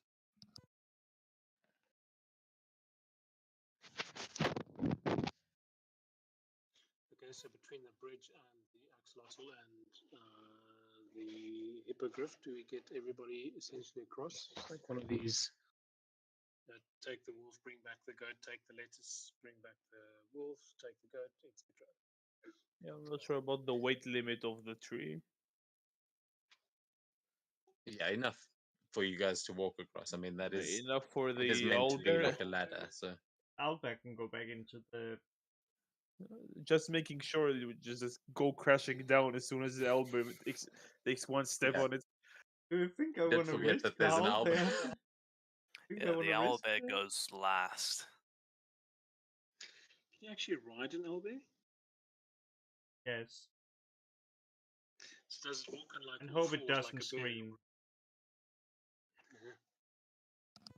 To be fair, the owlbear that she's been riding is probably the creature that's lasted the longest out of all the pets you've seen Kamala have so far. So it might be nice and sturdy. That's Wait a day sec. one, so I'm not taking any bets yet. At least it lasted half a day. This, yeah, you guys have definitely done enough to get onto the next map. It is going to load up that map though, so I am going to say let's take a 2-minute break. Anyone that needs to go pee, get something to drink, do that quickly, and then while I just put a tree down and put all your tokens down, and then we can begin. Or carry I on. need water.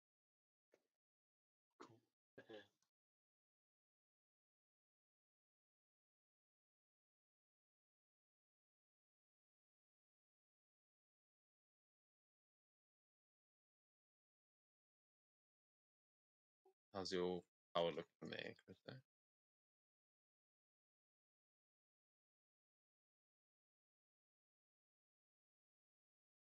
Right, let me firstly unmute at the moment. Pretty good actually. I'm at sort of 61% battery. I don't know if it'll last the full 2 hours. I've got Foundry on low settings, so I can't actually see much on the maps and stuff.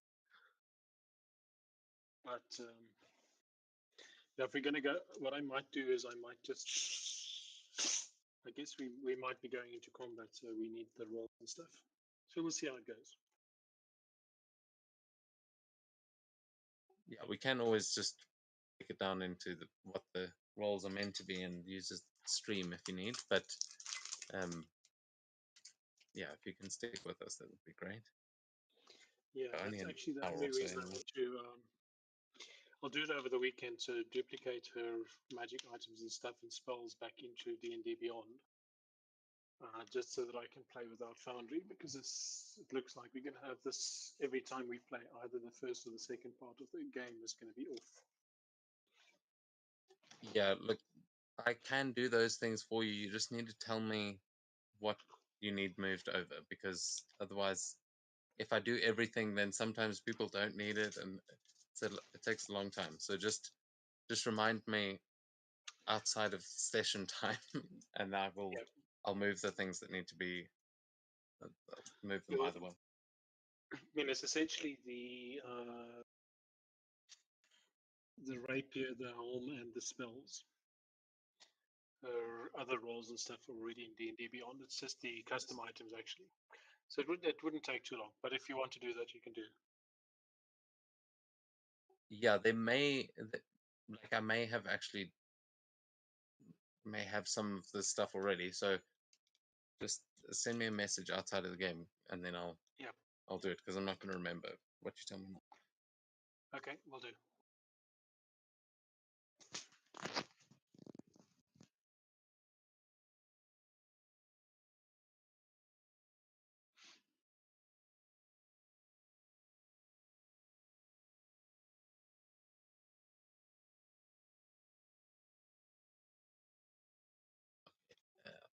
Nearly back.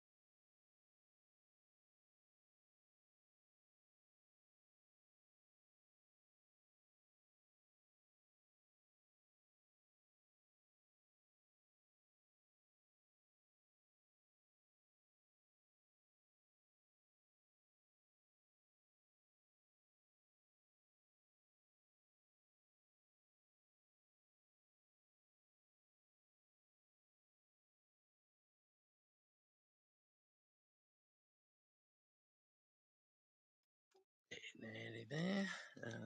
Stop preloading the map.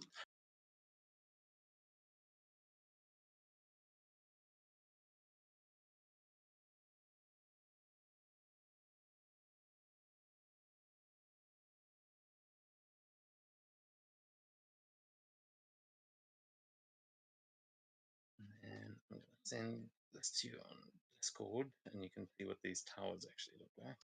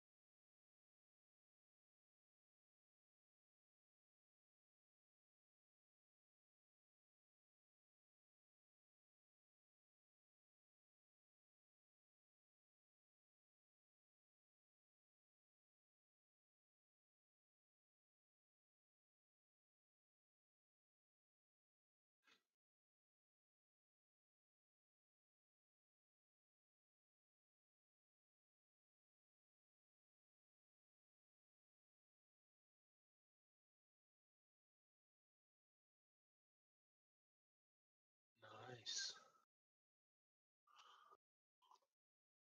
So this is, have you been generating this art with AI or something like this? Yeah. Did you notice? This is AI. I wonder if you'll think these are real. Yeah, I've been messing around with AI. But this is essentially what you're looking at as I load up the map, and you're just gonna have to imagine the tree. I had a token, but it's not working. So as I put your tokens down, how are you getting that owlbear across the commoner? That was the only. That one, I think he go back in. Doesn't wave. Yeah, no, we have very heavy necklace, but yeah, you can definitely do that and make your way across.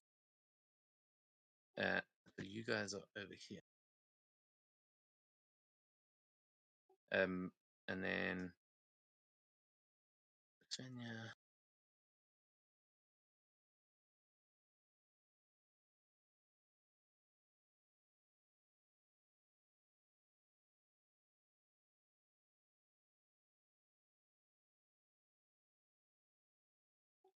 Who else was?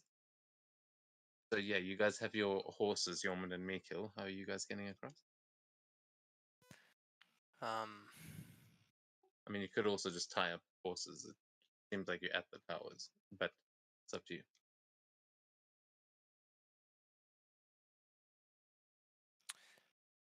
Yeah, I think it would be best to tie them up. I think, well, because we're coming back here anyway, right? Yeah, most likely. Yeah, Yeah. in that case, just tie them up. Other way around.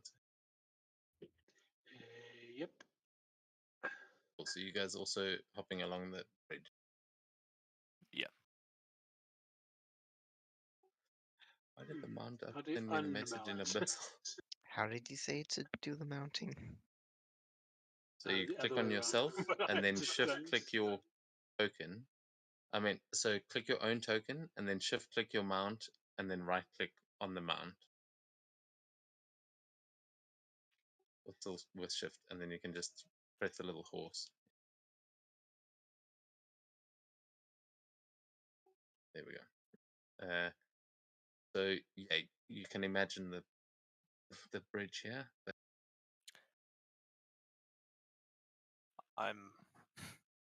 My foundry is still. Are you able to roll? On D&D Beyond. Yeah, that's fine. If it's okay. I mean, you probably don't have anything crazy on.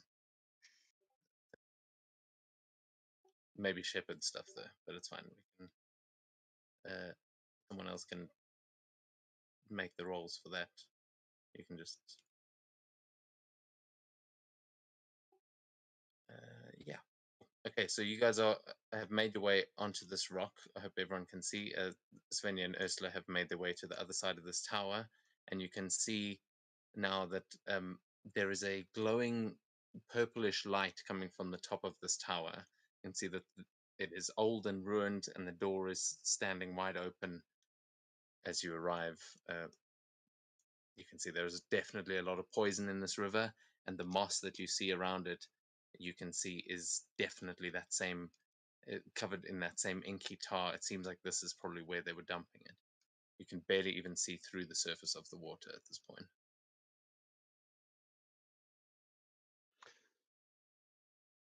Okay, so who needs a 10-foot hop from the rock to the side? Yeah, because with my strength score, I can, and if I move 10 feet beforehand, I can jump 16 feet, which should just be enough to clear the water. Yeah. So you put everyone back, take a little run up, and with that, you are easily able to make that jump. I will ask for an athletics check to see if you stick the landing, because you are landing on moss on the other side.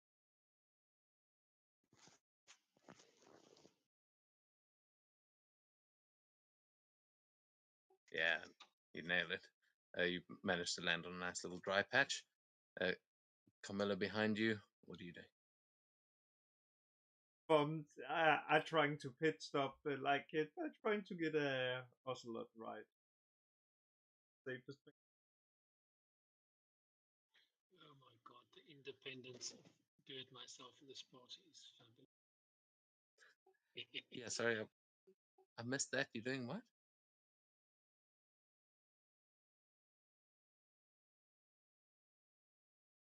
Kamala? What? Yeah, What are you doing, I Kit? missed what you said. Are you? I didn't hear how you're getting across. That I was trying to Yeah. get a ocelot right. Like the safest thing. Yeah. Okay. Kukavi will swim over and wait for you to hop on his back. The thing refuses to dismount me, though. Oh, there it goes. Why was it? No.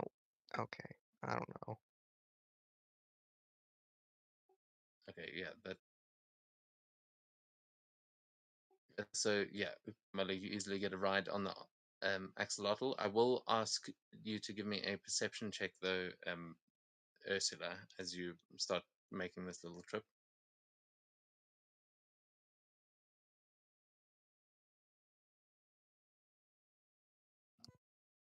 Okay, it is hard to see through this water as you're making your way across. It seems thick with this poison. You guys, because of your resistances, you are not affected, but it is leaving this sort of tar that luckily slips off of the slickness of your axolotl.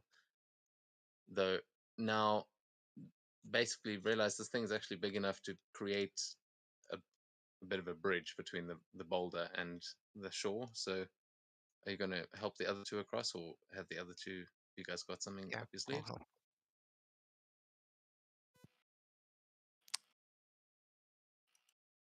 Yeah, I'll go over the axolotl if I can. Yeah, easy enough. Mikhail. I'll do the same. Okay, you guys use Ursula's help to get to the other side, and everyone is on the other side of the river. Yeah, you guys are moving everyone in, so you're not standing on top of it.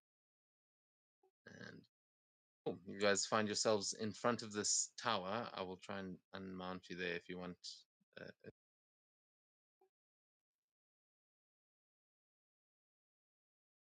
Yeah, it's being weird. Probably just move them independently.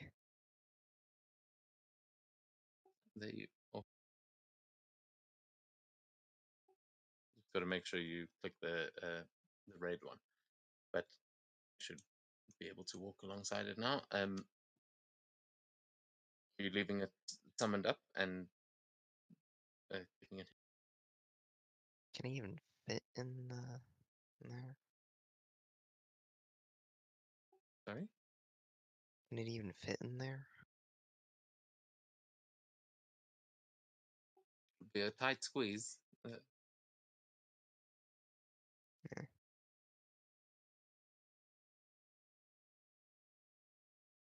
Yeah, DM, want to try something? I'll go check around the edges real quick, but probably just go inside. Okay, you. Okay, hold on. Just wait. Ursula, come back. I'll just run off. You can give me a perception check as you are still you kind of go over to the river and just give me a second. Gorm, what are you doing? I'll use my Crimson Right to light my hammer on fire, and I want to see how flammable this goo here between the rocks is. Okay, yeah, you can do that as Ursula 19. Okay, Ursula with an Gorm, you don't notice it being like as flammable as you might expect. It looks kind of oily, but it does. You cut through that quite cleanly, and you'll see it wither away for a second, and then you will see those strands start to knit back together, almost like spider webs creating themselves without spiders. As not all of it repairs, and the pieces that are still on fire seem not to repair as quickly. Yeah, Ursula, okay. on the other side, as you start heading over to that river, and as you start making sure there's nothing strange around you, you start looking over, and as your axolotl steps into the river, you are going to see something move underneath the surface. As from this tar-like substance, you are going to see a head, just a skinless skull that is covered in this moss and inky ichor as it rises out of the water. And I'm going to reveal these tokens now, as those of you on the other shore are going to see the same sort of thing.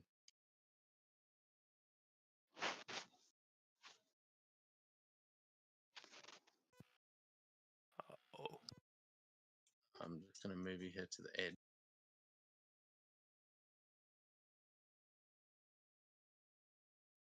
And move yourself back in a second if you. Yeah. Okay. This is what you guys are seeing as you see a number of these creatures covered in strange looks like shells and sea-like growths all over them. You're not sure if they're human or monster, or if they are undead or something like that, but they are just pulling themselves out of the river and now shambling towards you. And I would like everyone to please roll for initiative as soon as the combat tracker appears.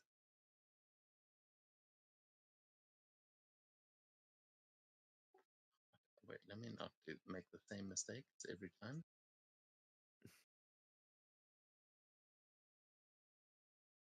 I've been rolling shit all day. Holy shit. Yeah, I feel that. Give me a sec. Let me just reload into Foundry so we can see how far we can do combat on that. Oh, higher than 10. Yeah, baby. Actually, Devin, So I'm on is sort going of to be 40% battery power. Do you mind rolling initiative for me? And are you still on the back of your hippogriff? No, I've dismounted and put it in its sort of necklace. It's not particularly robust. It will be better after I've had a long rest and it gets a couple of extra hit points, but technically this is day one. We got them this morning, right? Yeah, they've just ridden them up. Dude, it's the ocean, man. I've rolled a 6. I can actually do it on Foundry. I'll add you in. Thank you. Wow.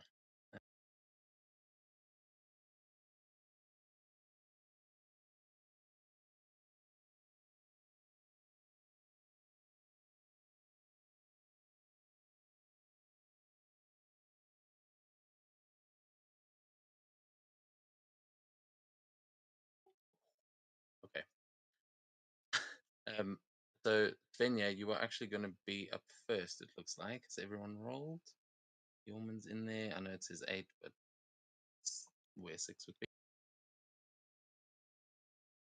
Yeah, and it's showing that it's still changing that setting, and it keeps changing it back automatically. I don't know why. But yes, Fenya, you are going to be up first as Ursula kind of calls out that these things are popping up, and you start to notice them coming up all around you, just emerging from the sea. And you didn't see them under the slick black tar, but you definitely see them now. There seem to be a lot of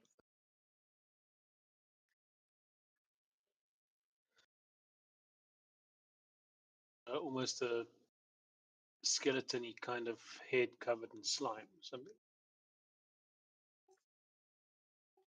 Yeah, I'll reveal what they look like. You can't see. Or are you not on Foundry? No. Well, that's a lot of dice.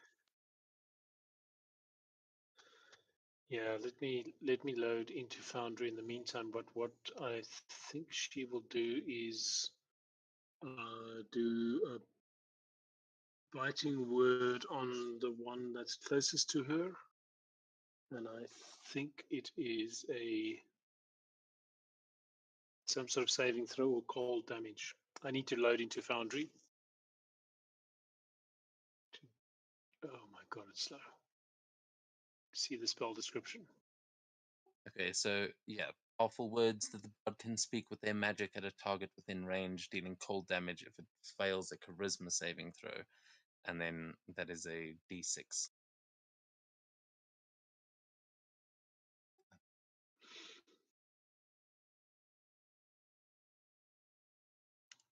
Yeah, 1d.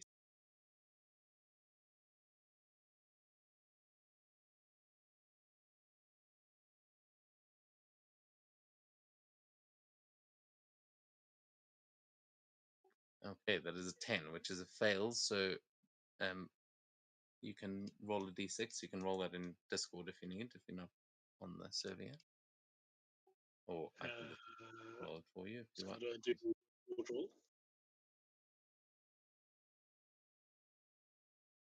Yeah, just roll it, and It's 4 points. Hey, Discord. There we go. I'm learning.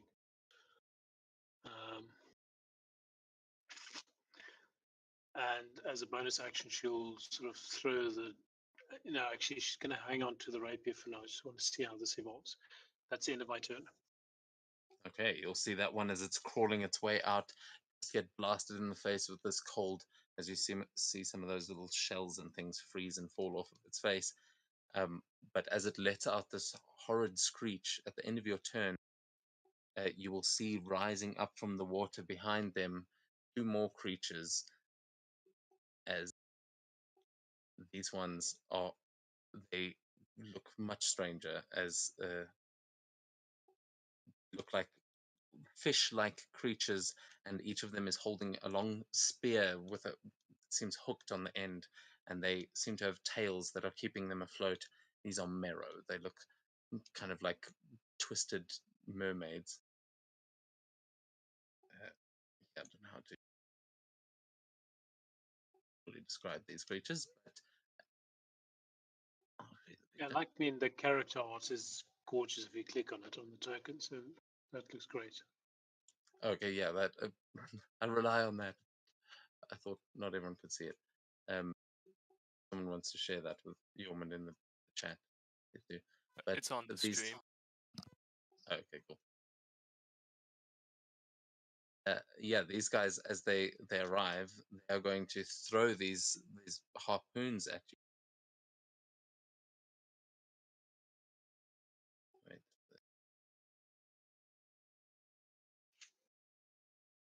Yeah, as they move through the water, you see they are fast, and this one is going to throw a harpoon at Ursula as she's triggered those.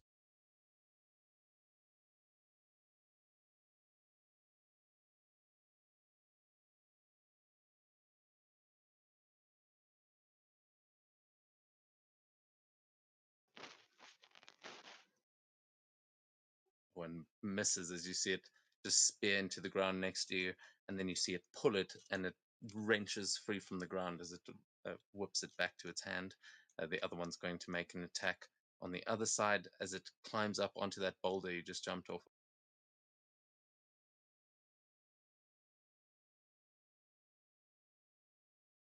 It's going for Kamala.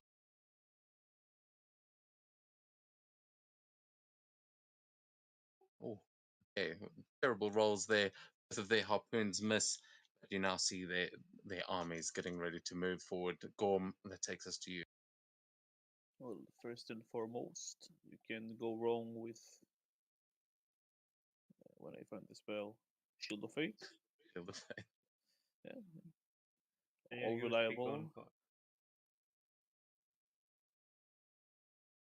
There we go. I applied it on myself. Yeah, I did it correctly. Now I move 30 feet here, and as an action, I use my Channel Divinity. Engulf. When I stop closing my character sheet, I can send it.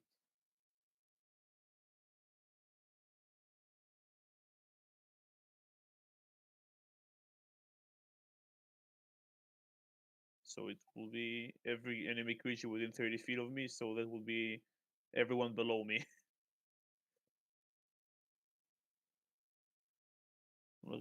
I can't really place the template with this one. Yeah, just the ones below. I already checked the range. Okay, there's a lot below you. How many is that? All of them. 1, 2, 3, 4, 5, 6, 7. All of them. The 6 small ones and the one on the boulder to the bottom left of me.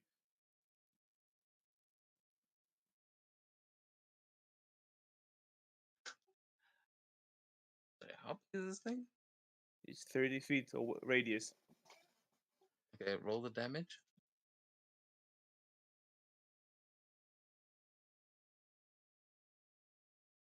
12. And if they survive, they... Oh, it actually works. No. Oh, you did it manually. Okay. It will, if they survive, it will, and they fail, it will push them, so they will remain 30 feet away from me.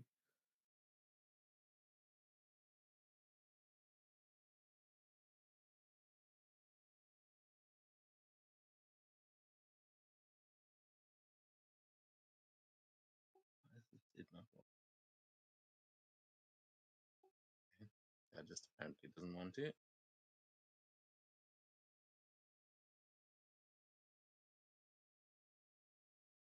Okay, so basically all but the one on the boulder seems to take the hit. The others all get blasted back, and you just see them shatter to pieces, as except one of them.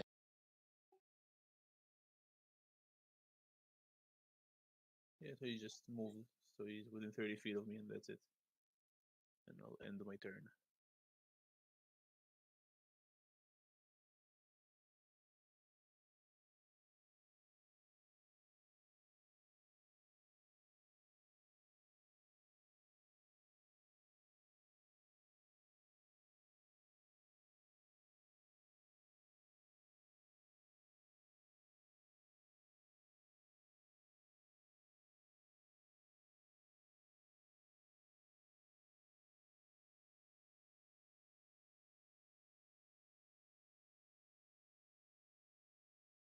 This one is going to swim back up the shore. Oh wait, you said push them 30 feet back. It pushes them so they're within like to the edge of the 30 feet radius. So he will be 30 feet away from me if he failed. Yeah, that's it. Okay, that actually keeps this one back as it starts moving its way back towards you, but it is going to try. Yeah, you're going to see out from out from underneath the water. You see it lift one of its arms, and it's not a humanoid hand; it is a tentacle that it lashes out towards.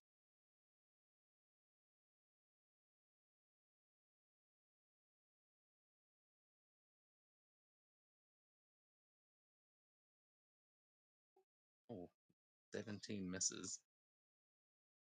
As yeah, this tentacle flies at you, but you just deflect it.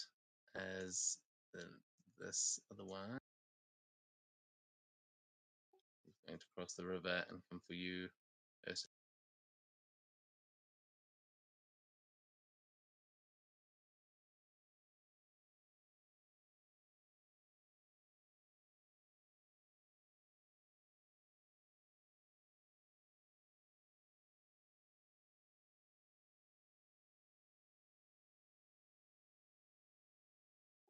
And 18 hits Ursula.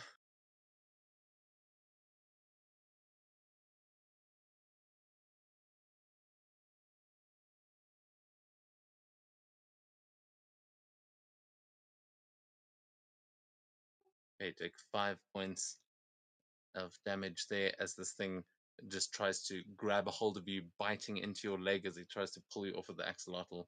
But that is going to be their turns. Yeah, you will hear some movement inside the tower, Mikil, from where you are standing. Other than that, it takes us on to Camilla.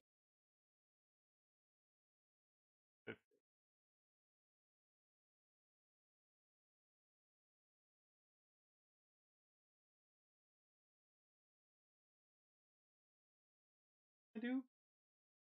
Answer this one. And finish.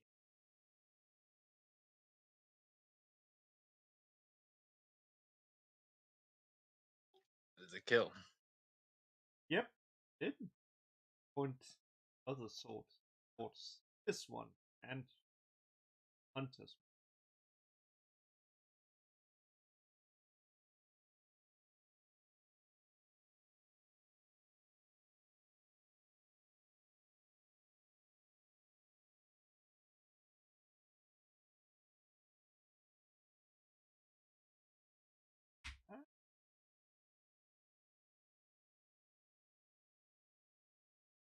Does that not actually add a hunter's mark? Let me just try and that tree, like that tree that's. I hooked it up. Yeah.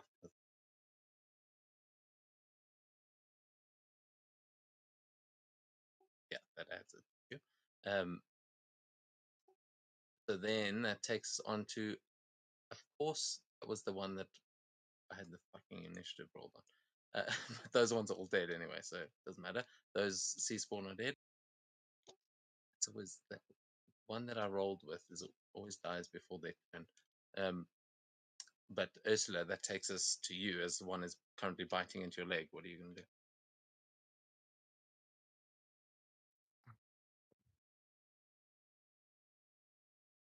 I'm trying to look at Kukuvi's stats and it's being very slow.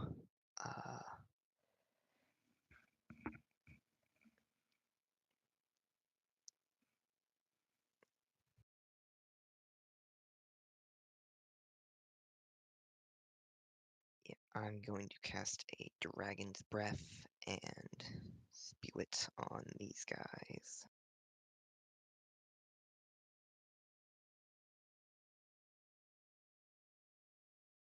This thing's not doing anything. Oh, let's give it a second. Yeah, bonus action, Dragon's Breath action to breathe it down on these. What element are you using? Lightning.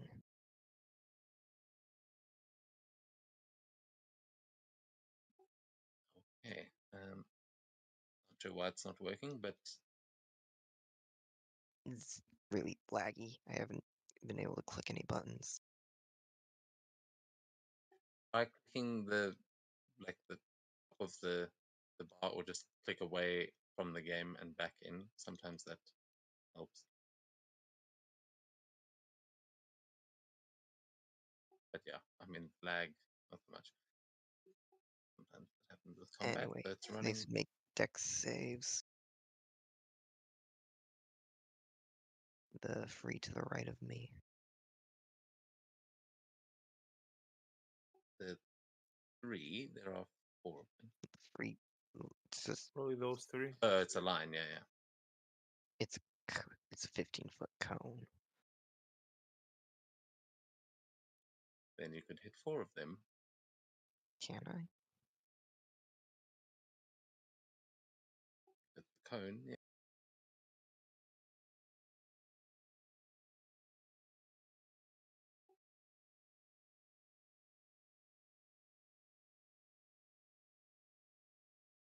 Oh, there we go. No. Oh, it's only 15 feet. I think. It's tiny. Yeah, I thought someone pinged the other one down here. That's why I was confused. Okay, so Basically, yeah, just burning hands several times. Okay, careful before, because you've targeted yourself there, so it's going to roll the damage on you. Remember, it comes from the block in front of you. So Yeah.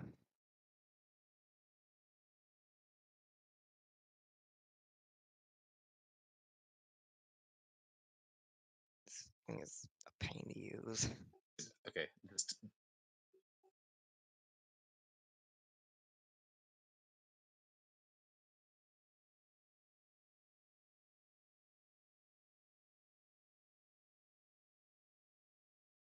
I don't know why it's not untargeting, but I'll just roll it manually. You can roll the damage so long. I'll just add it back to you. It's not targeting the lower one either. Just Fine, it I'll roll it outside. manually. Just roll the damage. Ah, I'm gonna use Empowered Spell on that.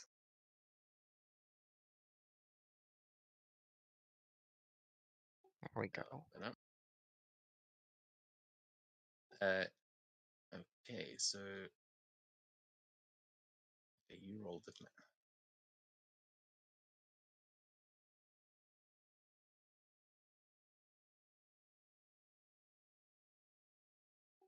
Okay, one got an 18. Is that enough? Yes. DC is 13, I think.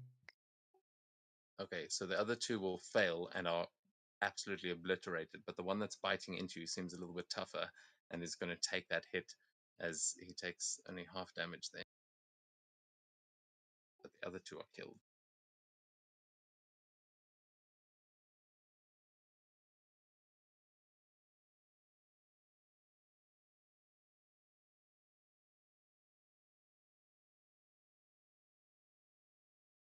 Okay. Is that going to be your turn, or you've still got your movement and stuff?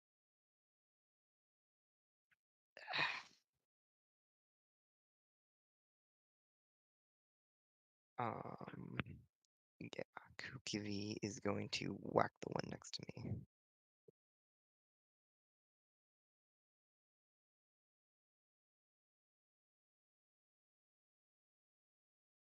He'll spit in his face.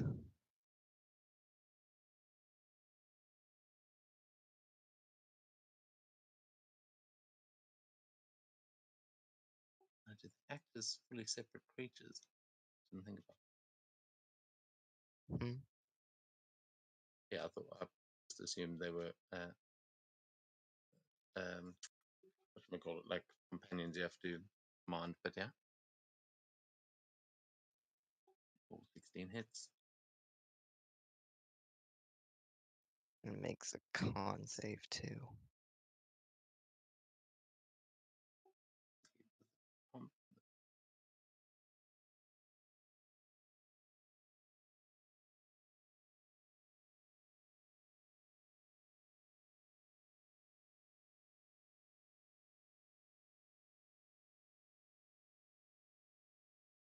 oh, meets it, I'm afraid, as he just gets enough to avoid getting stunned. Because it's 8 plus your proficiency, which is 2. Mhm.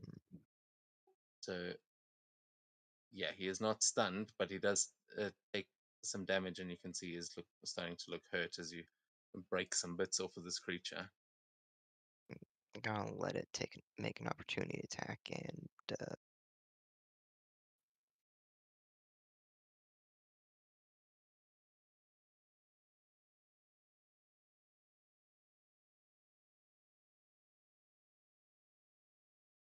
He slashes out at your axolotl, but misses. okay, that's my turn. All right, taking it to Yormund. Okay.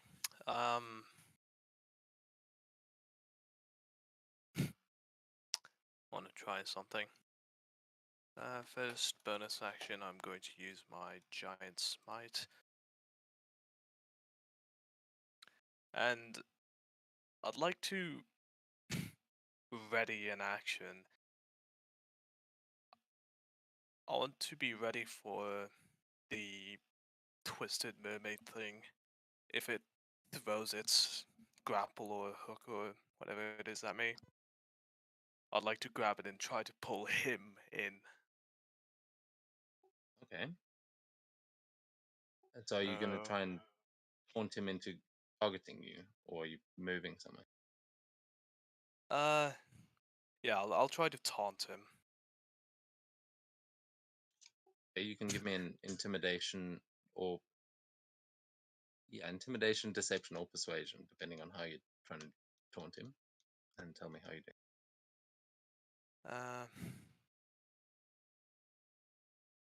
I'll go with intimidation, and just as I'm growing larger, I'm like, I'll make myself a bigger target. Still won't fucking hit it. You see the creature snarl at you and just raise its harpoon. That's a 13 for Okay. intimidation.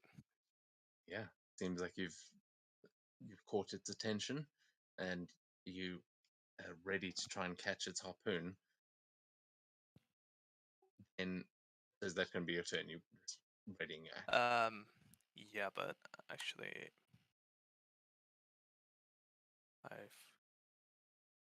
I'm just gonna have to keep this down on paper. Yeah, I think Shepard is. I'll have Shepard move away from me just slightly, right next to Mikhail.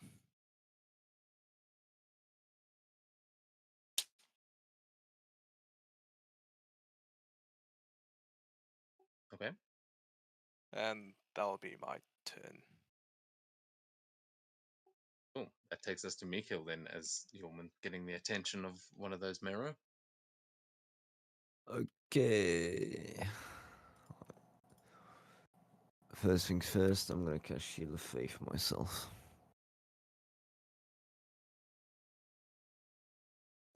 Alright, and then I'm gonna move up beside Jormund. Closest that. And then I'm gonna do the signature from Fireball out until it dies. at the Murrow specifically. Incredible. Firebolt. Oh, firebolt. I was like, huh? Yeah. Cool. That's my turn. Okay, yeah, you said take that hit and now just look extra pissed off as we now go to all of the little ones that start emerging from the sea or from the river.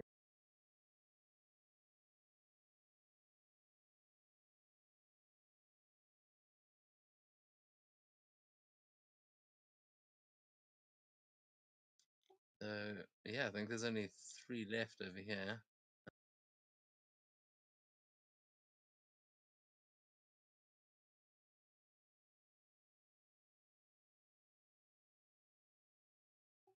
And yeah, let's see. Okay, so these 3 are going for your axolotl.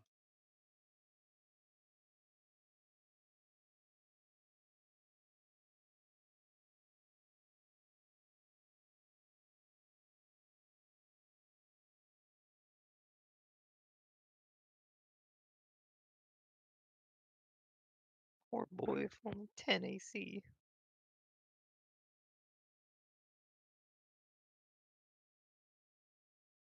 Oh! Oof. Uh-oh. Is that a crit? That That is was a crit. Oh no. But Oh, then there it it is on the isn't bad. stream. Oh no. It's a whole 4 damage as these things Oh. start like climbing onto it and just biting onto the legs. You see the axolotl thrashing around behind you, but you see these creatures are not that strong, but they are trying to drag this thing down. And you imagine if there had been more of them, that would have been a lot more dangerous. But you've managed to clear most of the pile, and they are, yeah, they're chewing on your axolotl right now.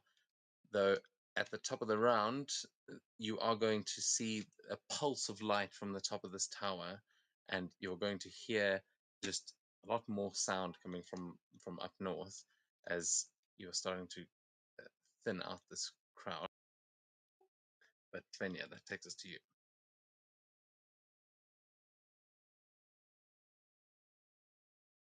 Okay, so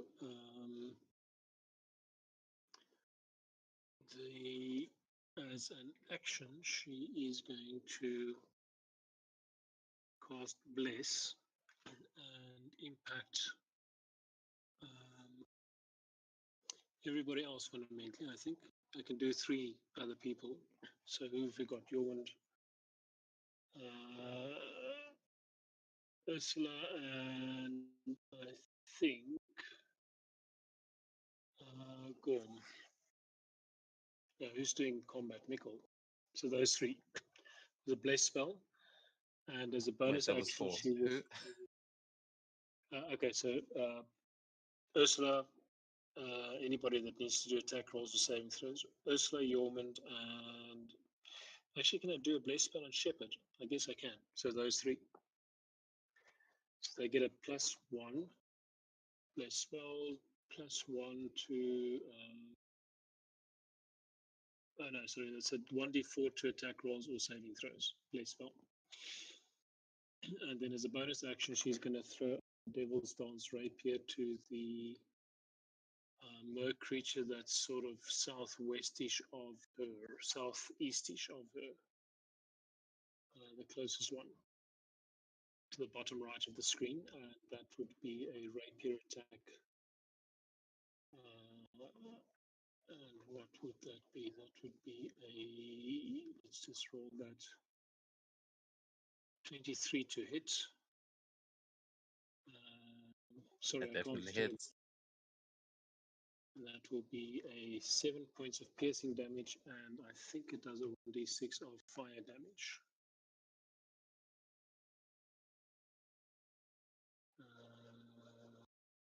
Come, machine. 6 points of fire damage, and that would be her turn.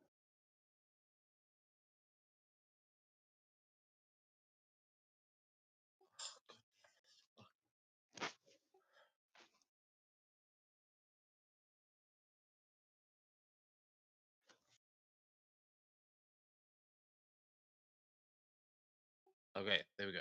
It is looking injured as your rapier starts going for it. It seems to want to try and slink beneath the waves. But that takes us then onto their turns as the one on the boulder is going to try and throw a harpoon at Yorman.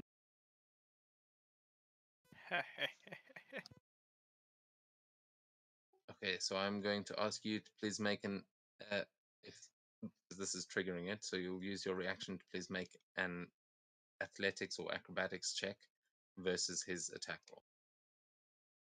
Cool, cool, cool. Oh, I've.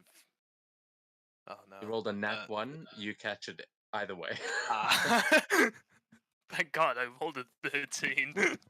You have advantage as well. I know how that you was roll. with advantage. Yeah, so now I'll ask you to make another one to try and pull him off the rock. But you, yeah, you saw it coming a mile away. You've got a good grip on it. And just lands right next to 14. him.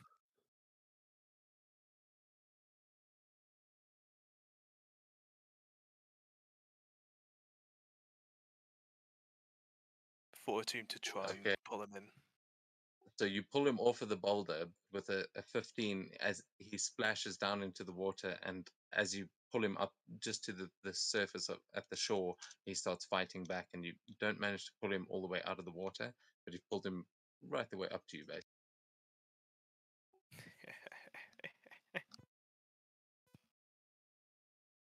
Actually, yeah, he's there. Right? I think, yeah, basically there. But yeah, he is now within melee range of you.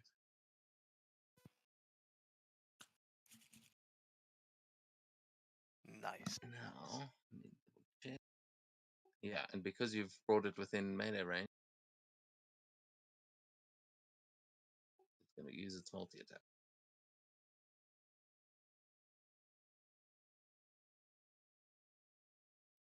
This time, however, it is biting because you've got its harpoon, and the 19 it's going to hit. Darn.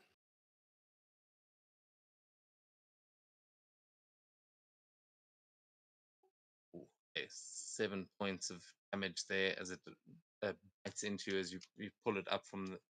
You see it splash down into the water, and you lose sight for a second. But as you keep reeling it in, it jumps up and bites you as it comes out the surface. The other one, however, is sort of in combat with this blade. Though is going to move in, sort of fighting around.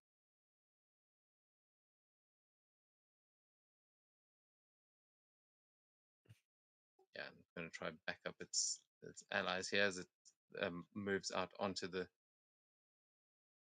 ground, and then it is going to try and throw its harpoon at Svenja and bite at Ursula.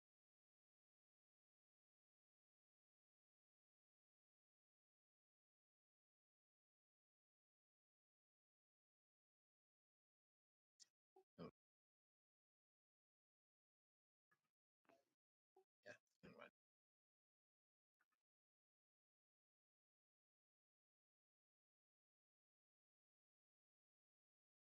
Okay, an 8 misses Svenja, bad. Yep.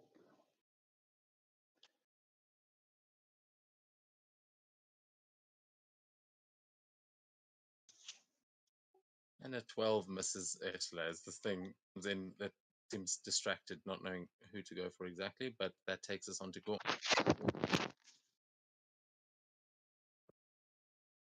Well, assuming that Mikhail and Yorman and probably Shepard can handle the one to the left, I'll go. Yeah, I'll go to the one on the right. I'll go here, flank with Svenja, and attempt to touch it with inflict wounds.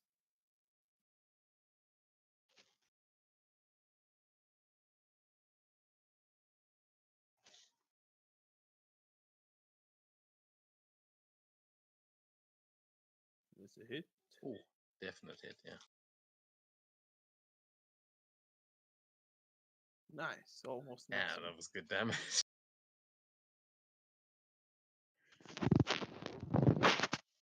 Shit. Okay. Oh wow. But that is a good waste of a crit. That was just on the wound.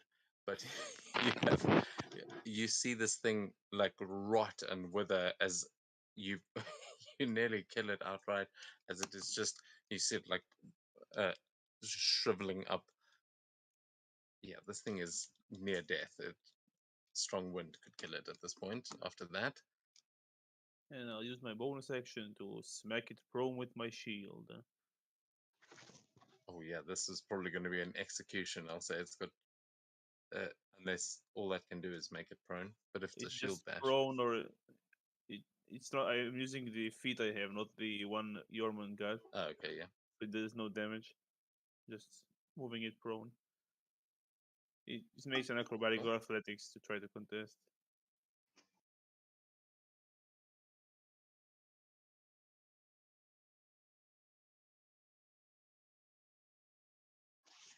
It does not. It is on the ground, flopping around like a dying fish.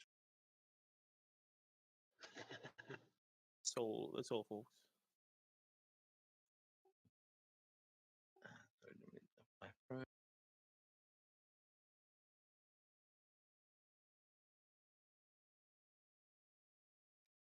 Okay, and then this last one of these guys is going to start making its way out of the water, and he's coming to you, Commander.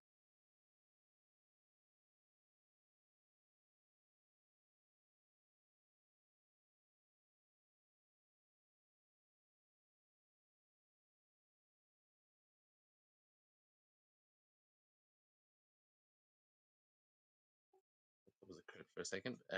13 against you is going to miss, and then this guy on the other side of Ursula there, he's going to start making his way around to also try and flank.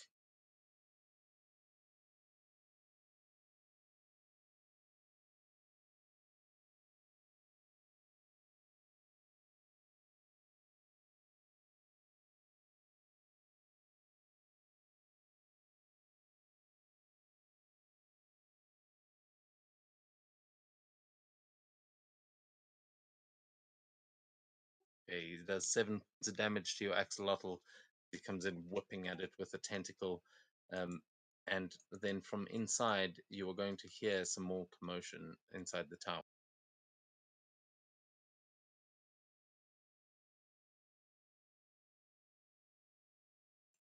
The door kind of breaks open inside. You can hear there's more in the tower. But Miller, that brings us to you. Mm-hmm. Changes a little bit.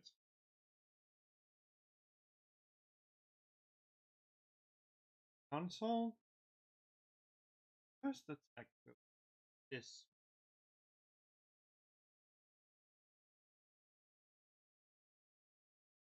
Holy shit, damn. Look.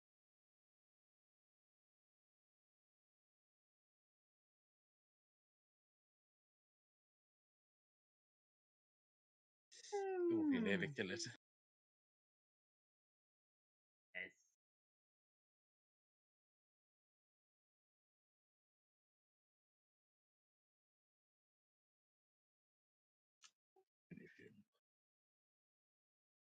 Yes. And he's dead. Yeah. How do you kill that one off? Just gonna be like, let's. First, I'm just gonna just place it like there in like the first sword is just on what's called side where he has the corals, just cutting in there. Then from the other, I'm just corals to basically keep like the other blade, so kind of like a scissor, just cut off his head.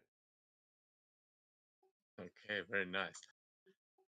And oh, sorry, were you moving after that? Move. Yeah. Just Give called flanking Very nice. So that then takes us on to these guys that are surrounding the axolotl. You are going to see from the tower through one of the windows. You're going to see another one of these creatures just stumble out of it and fall towards you, Ursula, as these things are trying to surround.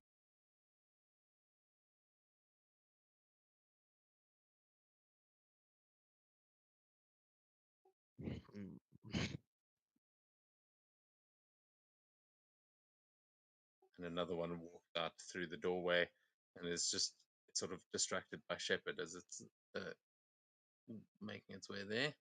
But they are going to now start surrounding you, and they're going to try and pull you off of the axolotl as this one tries to tackle you from up above.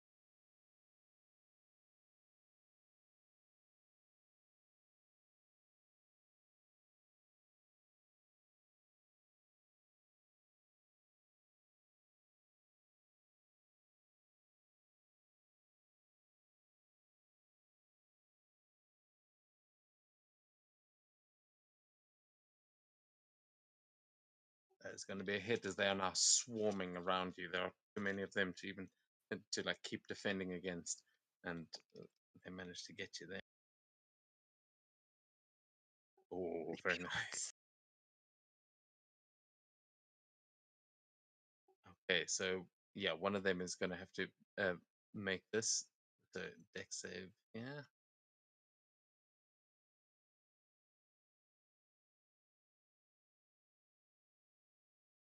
Well, I think if you roll the damage from.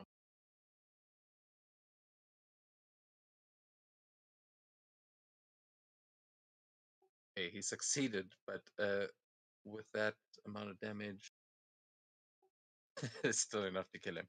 As even with the half damage is exactly his hit points. So you just as this one wraps its tentacle like around you, just unleash that flame and you just completely immolate them as they start sort of falling off of you. Most of them have still survived, but the one is just a charred corpse at the moment. However, they did manage to hit you, and you were also going to take some damage there. And let me double check on that. Yeah, take 5 points of damage. It should up and con save maintain concentration on dragon. Should. Not seeing one. Oh, good. It's in the chat for me, but it's a concentration check for Dragon's Breath. Yeah, I've been pretty laggy this whole time.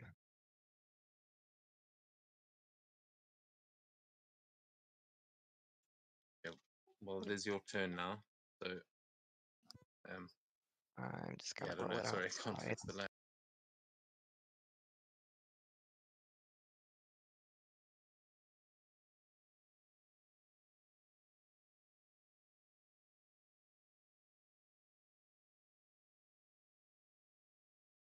Okay, that's passed.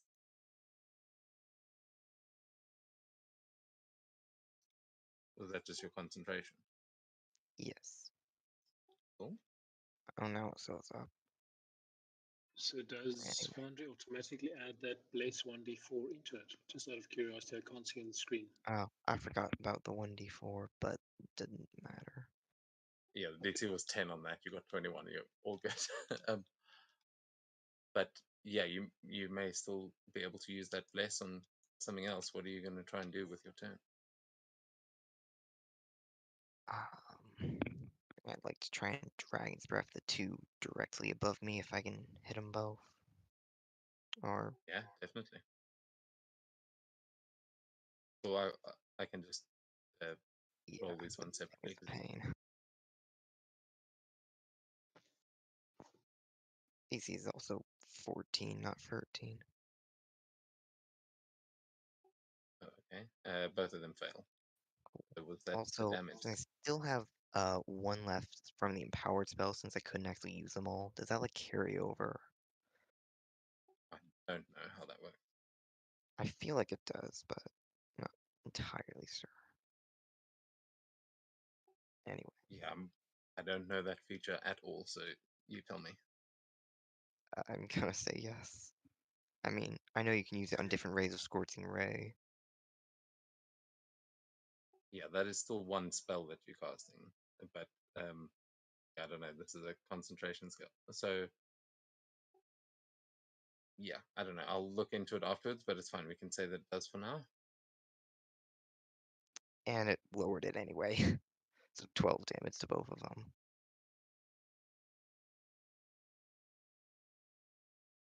Okay, that kills one of them for sure.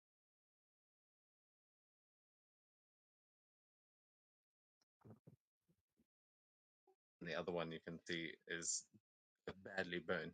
By this point, does not look like it's doing very well. You see a lot of that. It is now starting to smell like bad seafood. I got my mount also regenerates, so that goes up to 28. And I also heal too.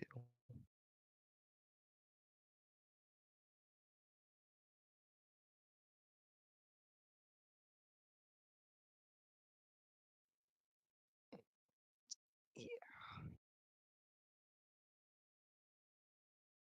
I will whack that guy again. Okay, yeah, might be able to finish him off.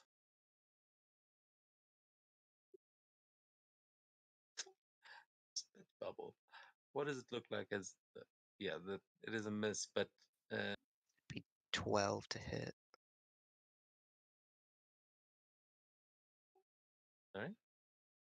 It still had my proficiency, but it didn't.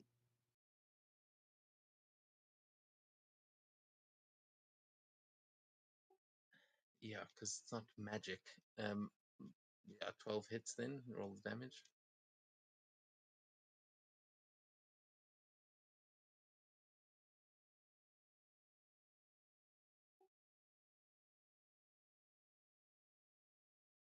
Yeah, how does your axolotl kill this thing? This sees a blob of goop in its mouth, and it spits it out, covers it just with a clap as it knocks it back and shatters. Yeah, almost like webs the pieces to the wall as it's just now sliding down in this goop. Uh, yeah, that is covered in tar and axolotl spit, definitely dead, but you are still surrounded. Got a little bit of a gap there. Anything else you want to do on your turn?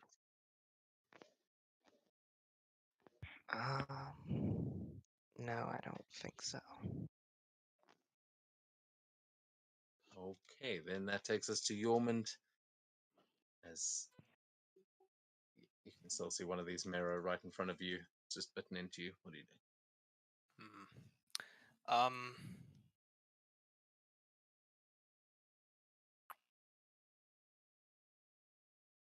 I'm just trying to wonder if I would be able to flank or if it's too far on the edge.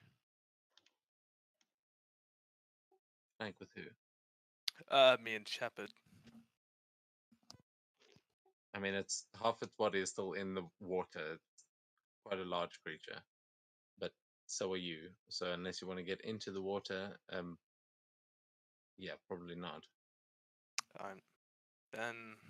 But you are. It's not that deep. I mean, it's a lagoon. You could, in your large form, you could probably stand on the bottom. I'll try. I'll move to the left of it or to the right of it, like directly adjacent, and have Shepard. Oh yeah, Shepard might be able to get in there. Yeah, I was picturing you trying to get in.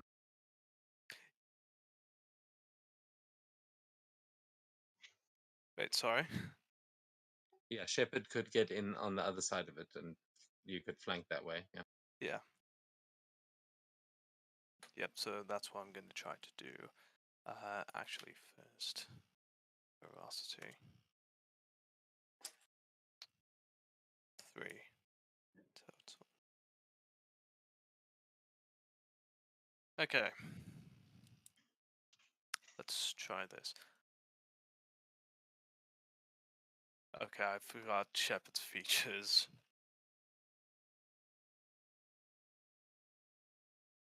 Can I ask you just to use whichever one costs 3 ferocity for Shepherd?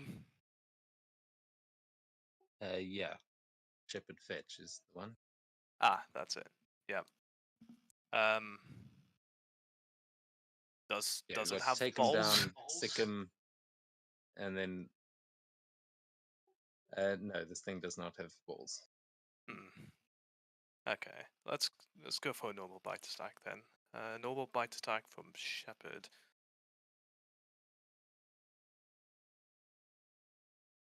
Signature bite attack. I can't remember the modifier. Yeah, that's fine. I'll try and write it. Yeah. Oh, awesome. Weird.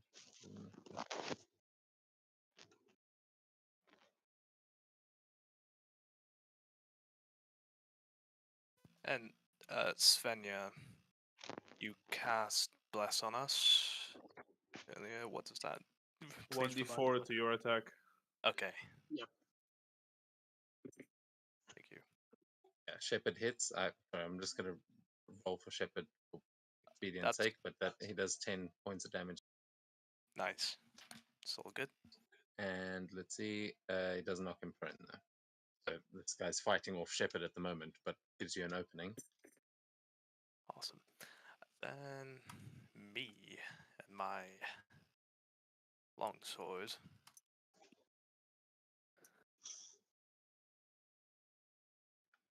Does a 25 hit. Yes, absolutely. Lovely.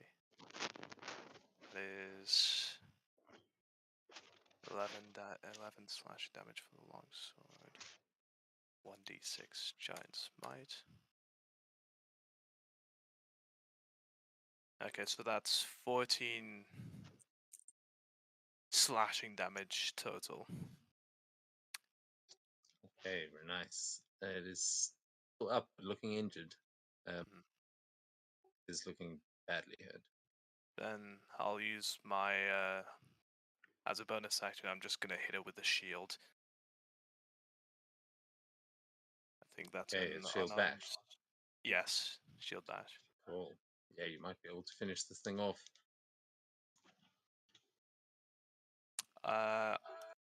Convenience sake, I'm going to just roll an unarmed strike.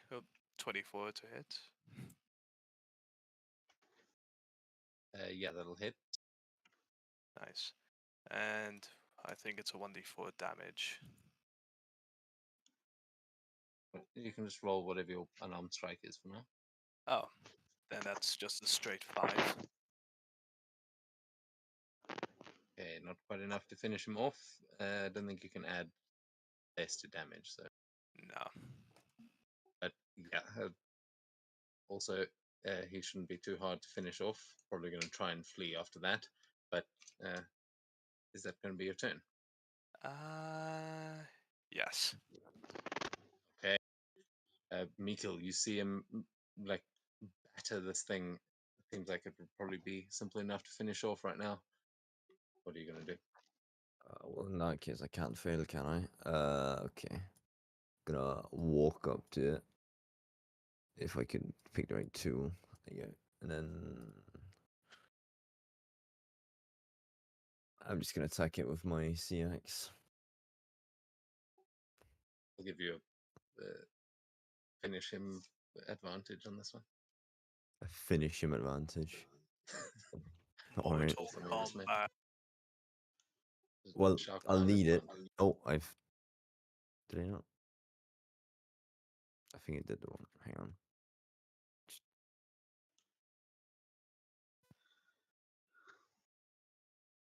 Why is it not 15 targeting is me? enough. Okay. Then, right? The first one should be. Right. And 10 piercing damage. How do you want to do this? Right, so you know, Shepard and Yeoman has just been, you know, fucking punting this shit. And then I run up to it, stab it with my CX, and then you know, from the stab wound you can kind of see, you know, a bit of cold emanating from the stab wound. You know. So just stab it in the heart or something. Yeah, the creature lets out a horrible hissing, boggling sound as it slides off the end of your sword, very much dead. Just now floating on top of the water next to you. Not so Hook, much fun. line, and sinker. Nice. With that, however, we are going to try and finish the round here as these little guys are going to. They're still sort of swarming around Ursula and this axolotl. They don't seem to be letting go. Yeah, what about that one?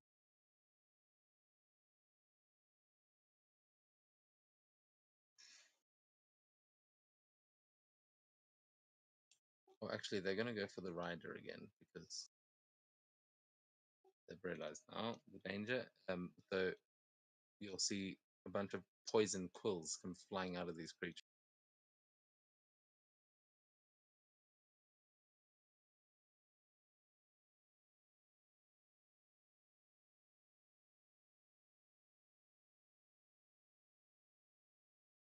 "22.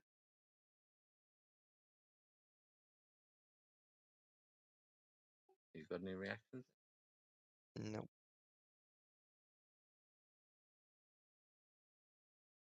Okay, you're going to take 3 points of piercing damage from these quill. It is actually poison, so you may have resistance, but give me that con save. You're seeing it in the chat. You get the bless 1d4 with that save. I don't think it's going to help.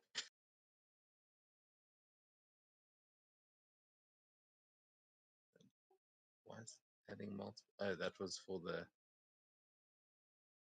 poison effect. The Second one is the I don't know concentration why it's check. making you roll multiple times.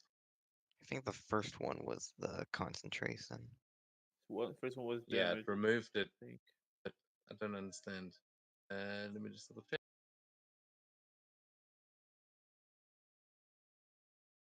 You change your HP, so the Yeah, first one is probably Good. the damaging attack, and the second one is the save for the concentration. you would think. Rolled it but- twice. Okay, just yeah, I think there's a problem. It's glitched on your side. Um, that's fine. It doesn't make that much of a difference. You take 3 points of damage there from these quills that spike into you, but you are not poisoned by them. It's not actually how it works. That's free before resistance. I'm still checking. Yeah, it's So automatically it is removes be only one. poisoned. Okay, just it is. So yeah, sorry, it is. You will take half damage, but the con save was to be poisoned. So unless you are immune to poison, you do suffer the poisoned condition. I'm not immune, but I do have advantage on that. Okay, so you can roll one more Constitution save, and we'll compare that to the first roll. There we go. Okay. Cool. So you are not poisoned, and I'll give you 2 of those hit points back. Okay. I think I'm at the amount of hit points I should be. Okay. Cool. And I won't. Taking us in. All of them in the immediate area are done. So top of the round. Again, this is where we're basically going to leave things for tonight. As yes, sorry about tonight. It's been one of those. But next week we will jump back in with some combat, and yeah, unless you want to take. Oh, actually, Svenja, take your turn because this thing's on 2 hit points in front of you. Like, do you want to finish it off? Yes, let's do It that. is prone, fact. flanked, and only has 2 hit points left. So let us see what we get. Um,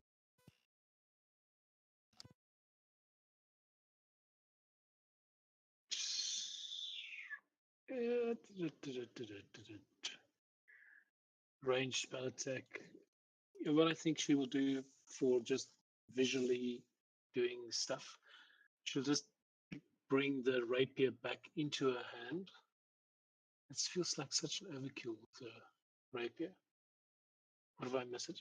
Let's do Loki's flick. This is a big, scary creature. It's just if Orm hadn't hit it so hard, it would be much more dangerous.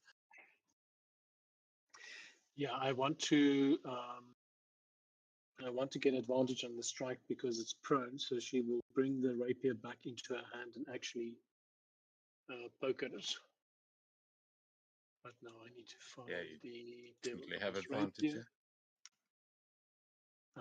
Attack at advantage. Thank God for the advantage. And yeah, that would be lots of damage. So I think,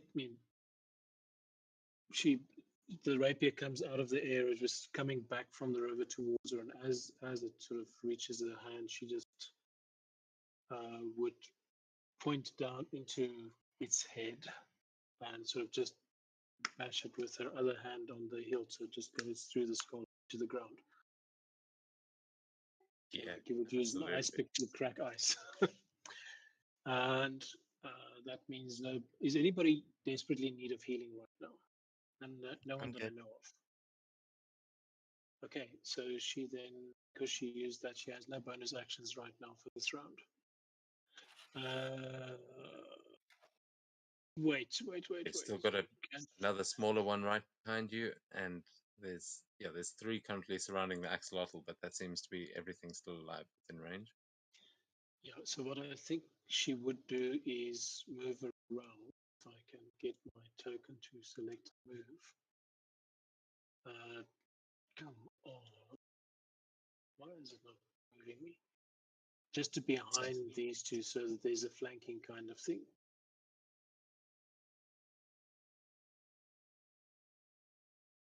And that would be her turn. You have still got your action. No, so okay, if you're going to give me the Devil's Dance Rapier from action attack, that would be As you pull it back, I'll say that it's like you were using the rapier, so I'll say you've still got that. Okay, cool. Then she would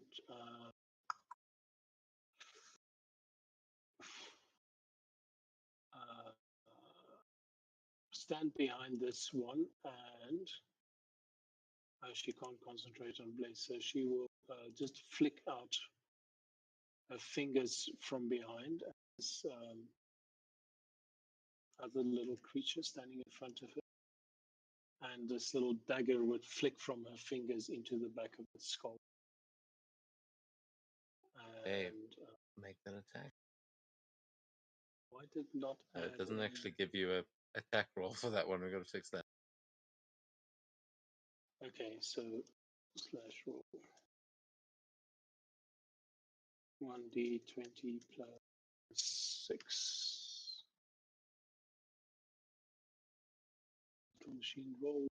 Did I press 12 is enough to hit. Okay, and so you hit that one in the back of the head, killing it instantly as its body just sort of falls onto the foot of the axolotl, kicking it off. Okay, cool. So thank you for that bonus action turn there, and that would be then the end of her turn after that. Okay, there's 2 of these little guys left. I'm gonna do your turn as well.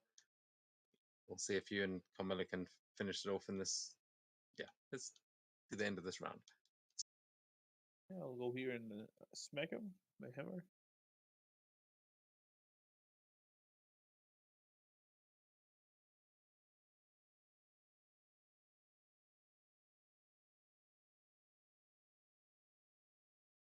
That's a hit.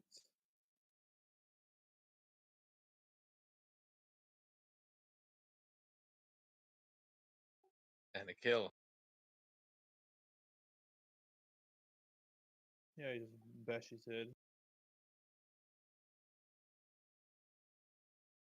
and I'll stay here because I can't really do anything else. Yeah, perfect. You run in there, smash that one's head. As to what are the guys that's still sort of lumbering out of the tower, but you're going to see him turn and start going the other way. I said, fuck this. Fuck this shit. Sees what's going on, like, and starts going the other way. But Camilla, that brings us to you, as you can ignore that guy for now.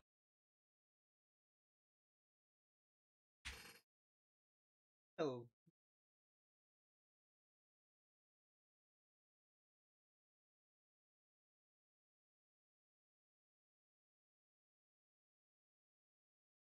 Bonus action set to this guy here. Perfectly.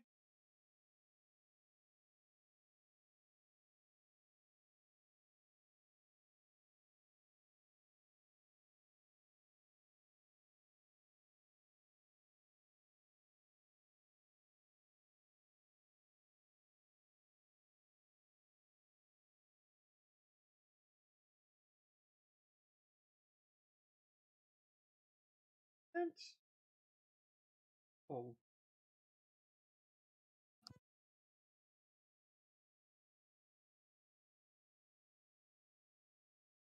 Okay, then we're going to go to Ursula again. We're going to try to finish this round. If you do want to try and get that guy that's running away, he's the only one that seems to be alive. The ones that were surrounding you are all gone. What are you going to do? So there's still a guy between me and Svenja, right? No, those are both dead. There's the guy that just walked out of the tower. He seems to be walking away, but he's not far. Yeah, I'm very laggy. It still displays as between us, but Okay, well that one's dead. So it's where we've pinged. Can you see those pings? yeah, that's the guy I was talking about.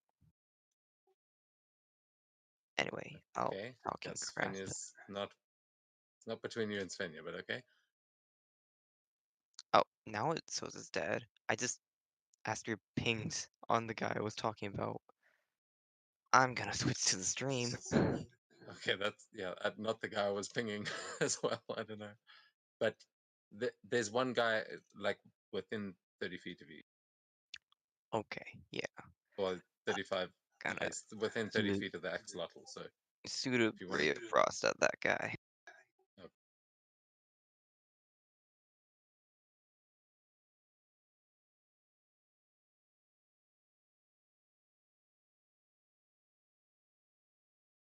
Do you want me to just roll it for you, or are you going to roll it?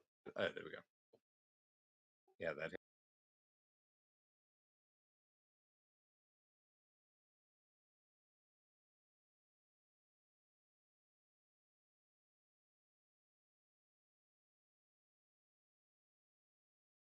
Okay, what is the total damage there? 7. Okay, you slow him down, which slows him down a lot. He doesn't seem very fast.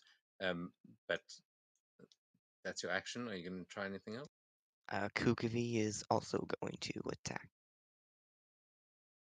From range, or is he running up? Yeah, it can be melee or within 30 feet, but 9's not gonna hit.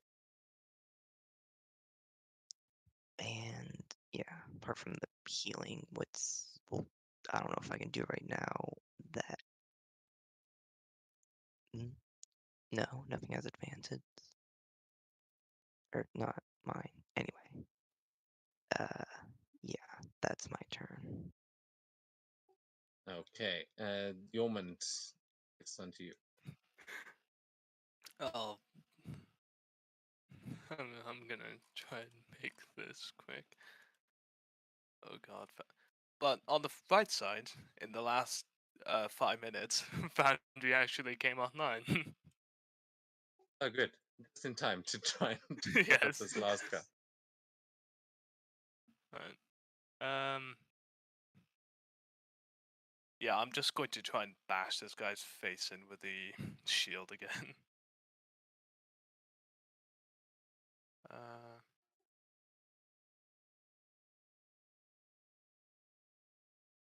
God.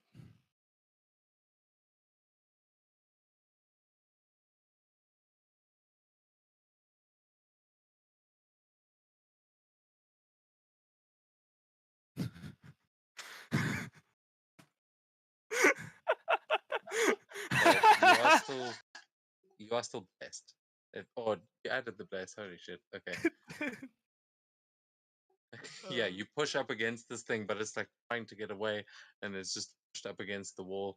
It's not hurt by it at all, and it's still trying to get away. Alright. Shepherd bites his head off.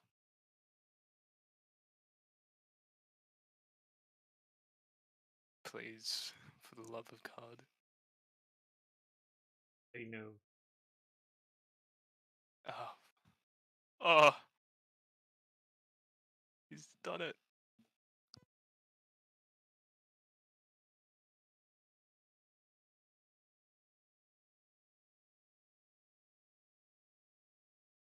And Shepard tackles him to the ground as he was slowed by the ice, and then Shepard just pulls him down. It's not looking like he can get away, but still going to take a bit more to actually finish him off. Oh my lord. Go on, firebolt him. No, I'm just gonna fucking reckless attack him and then get in that one. So is that your turn? Actually, you know what? I was being dumb. I missed that I had an entire action. Yes. Sorry. Oh yeah, you just did the shield bash. Cool. So you can still take an action. He is prone now, so he'll have advantage. Oh my god, there we go.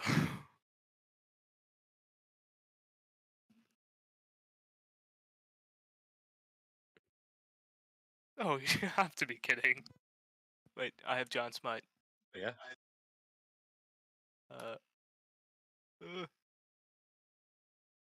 Another 3 damage. Okay, nice. So he's definitely looking like you could finish him off. James. There, Mikil. But is that your turn, Yom? Yes, finally. Okay, yeah, this thing is down. Woman stabbed it down into the ground. It is held there. Mikil takes us to you. You'll have finishing advantage again, but it's actually flanking with Shepard. Okay, I'm gonna reckless attack this bitch. And he's prone. You definitely have all the advantage. Oh wait, no, I forgot to roll with advantage. Hang on.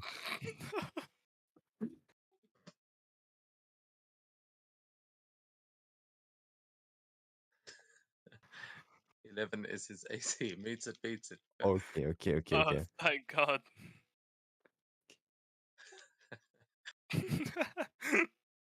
Disastrous. That is enough, though. He had 8 hit points left. How do you want to finish this one? I'm just gonna walk up to him and cut his fucking head off. Like, just done with this shit.